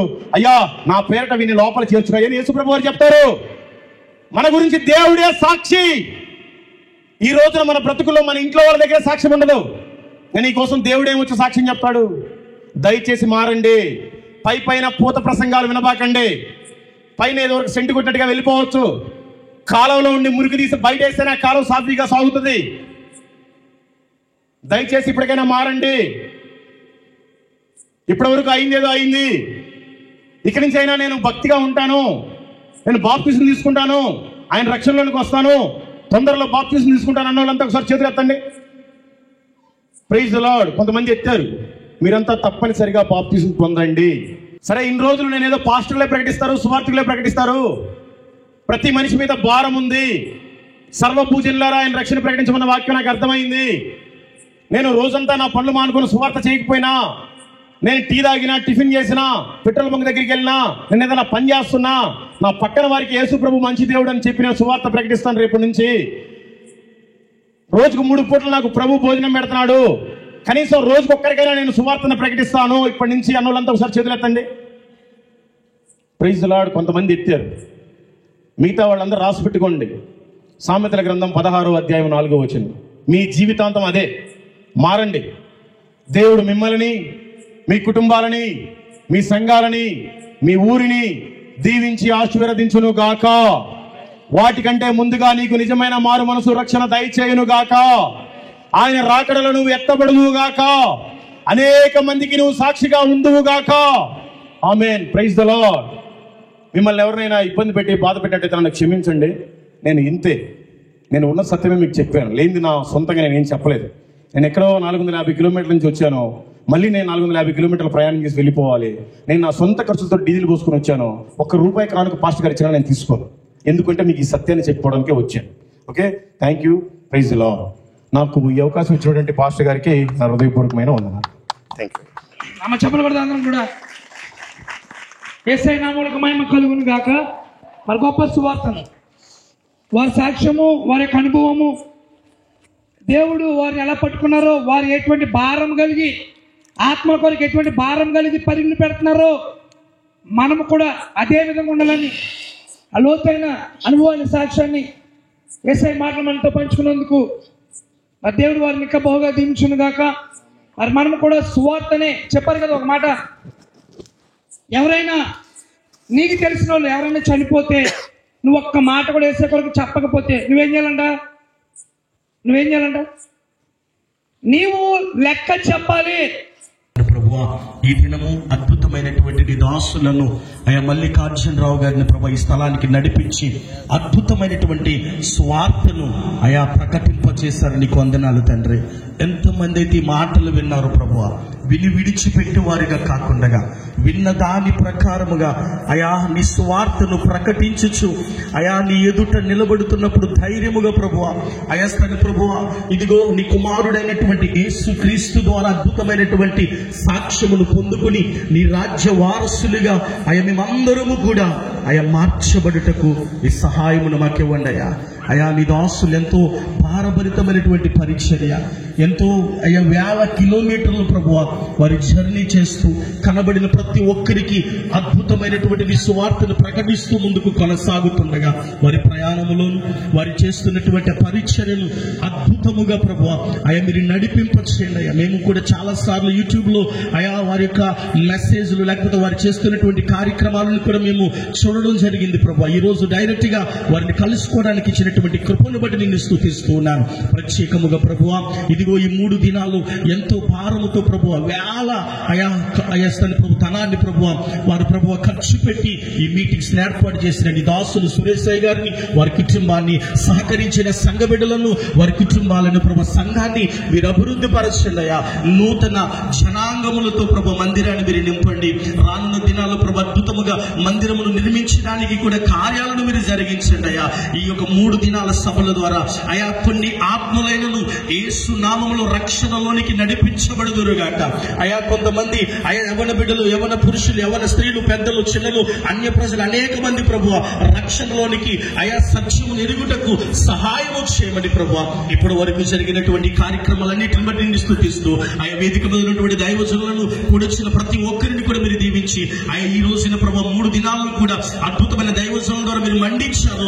ఈ మంట ప్రభు మేము ఇంటికి వెళ్ళిన తర్వాత ఆరిపోయేదిగా కాకుండా అయ్యేటప్పుడు మేము మండుతూ ప్రకాశించు ప్రభు అనేకులను మండించే వారిగా మేము ఉండుటకు సహాయం చేయమని, ఇక జరగబోతున్న కార్యక్రమంలో నీ సహాయం నిమ్మని యేసుక్రీస్తు వారి పరిశుద్ధ నామములో ప్రార్థించి పొందుకుంటున్నాము తండ్రి. ఆమేన్.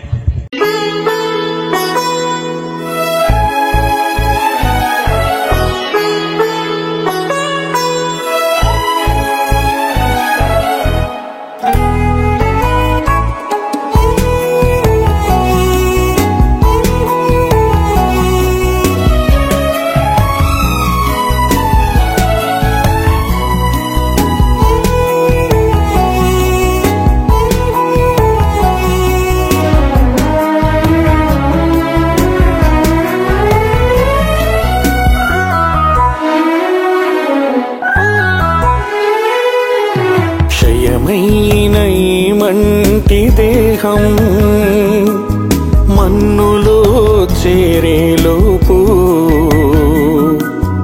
ఒక్కరికైనా నీ వాక్యం నీ దాసునితో చేర్చనిమ్ము.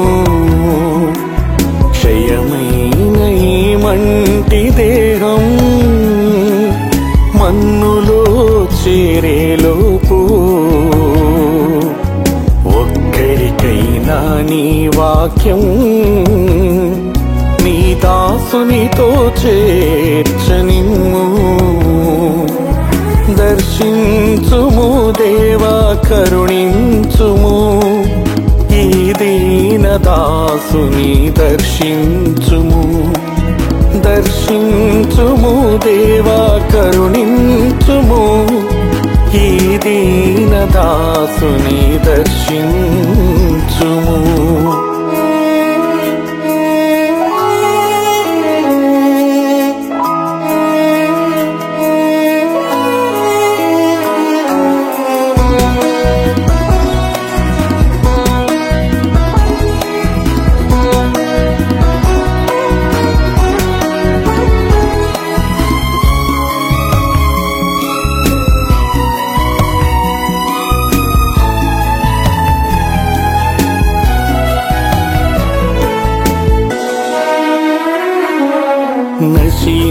నశించిపోతున్న ఆత్మల పట్ల భారము దయచేయుమయ్యా. వారికి ప్రకటించే బాధ్యత నాకు ఇంపుగా దయచేయుమయ్యా. నశించిపోతున్న ఆత్మల పట్ల భారము దయచేయుమయ్యా. వారికి ప్రకటించే బాధ్యత నాకు ఇంపుగా దయచేయుమయ్యా. దర్శించుము దేవా కరుణించుము ఈ దీన దాసుని దర్శించుము.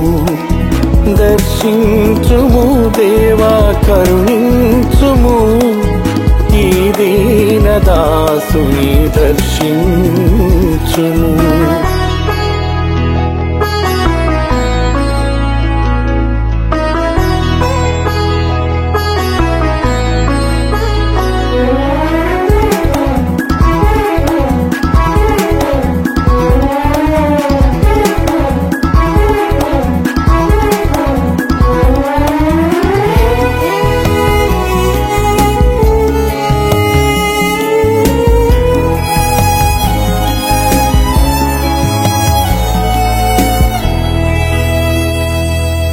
నడవనీయుము దేవా నడవనీయుము నీ చేతితో నన్ను నడుపుము. విడిచిపెట్టక నీవు నీ దాసుని నీ త్రోవలు నన్ను నడుపుము. నడవనీయుము దేవా నడవనీయుము నీ చేతితో నన్ను నడుపుము. విడిచిపెట్టక నీవు నీ దాసుని నీ త్రోవలు నన్ను నడుపుము దర్శించుము దేవా కరుణించుము ఈ దీన దాసుని దర్శించుము దర్శించుము దేవా కరుణించుము ఈ దీన దాసుని దర్శించుము క్షయమైన ఈ మంటి దేహం మన్నులో చేరేలోపు ఒక్కరికైనా నీ వాక్యం నీ దాసునితో చేర్చనిమ్ము క్షయమైన ఈ మంటి దేహం మన్నులో చేరేలోపు ఒక్కరికైనా నీ వాక్యం నీ దాసునితో చేర్చనిమ్ము దర్శించుము దేవా కరుణించుము ఈ దీన దాసుని దర్శించుము దర్శించుము దేవా కరుణించుము. ఆ కవర్ ఏంటి? ఇవి మీకు వాటర్ మ్యాన్ సార్. అది కానుక ఇచ్చినట్టే కాదు లెక్క. లేదు సార్, అసలు మీరు కానుకలు తీసుకోబడవు సార్. అది ఇచ్చిన కానుకే మీరు. కాదు కాదు సార్, కాదు సార్. అంటే వెళ్తూ వెళ్తూ తినండి సార్. వద్దు sir, water man please sir. Sir మీ కొరకు బాక్స్ తోనే అలా సార్. తర్వాత థ్యాంక్ యూ సార్. అలాంటివి ఉండకూడదు సార్, వద్దు సార్. అది అవన్నీ ఫార్మాలిటీస్, అవన్నీ ఫార్మాలిటీస్. మీరు ఆల్రెడీ నిన్న మొన్న వచ్చిన పాస్టర్ల కానుకలు ఇచ్చుంటారు. వాళ్ళ కథలు వేరే, మన కథలు వేరే, మన ఆ కథ కాదు. వద్దు. మీరు ఇది మీకు ఎంత బాధ్యత ఉందో నాకు కూడా అంత బాధ్యత ఉంది. మీది 95% అయితే నాది కూడా ఒక 5% ఉండాలిగా. చాలు చాలు చాలు, ఇప్పటికే ఏం పర్లేదు. ప్రభు సమృద్ధిగా ఇస్తాడు. ప్రభు సమృద్ధిగా ఇస్తాడు. వద్దు అట్లాంటి చేయకూడదు సార్, అప్పుడు సాటిస్ఫాక్షన్ పోద్ది. వద్దు సార్, అది క్రమం కాదు, అది వద్దు సార్.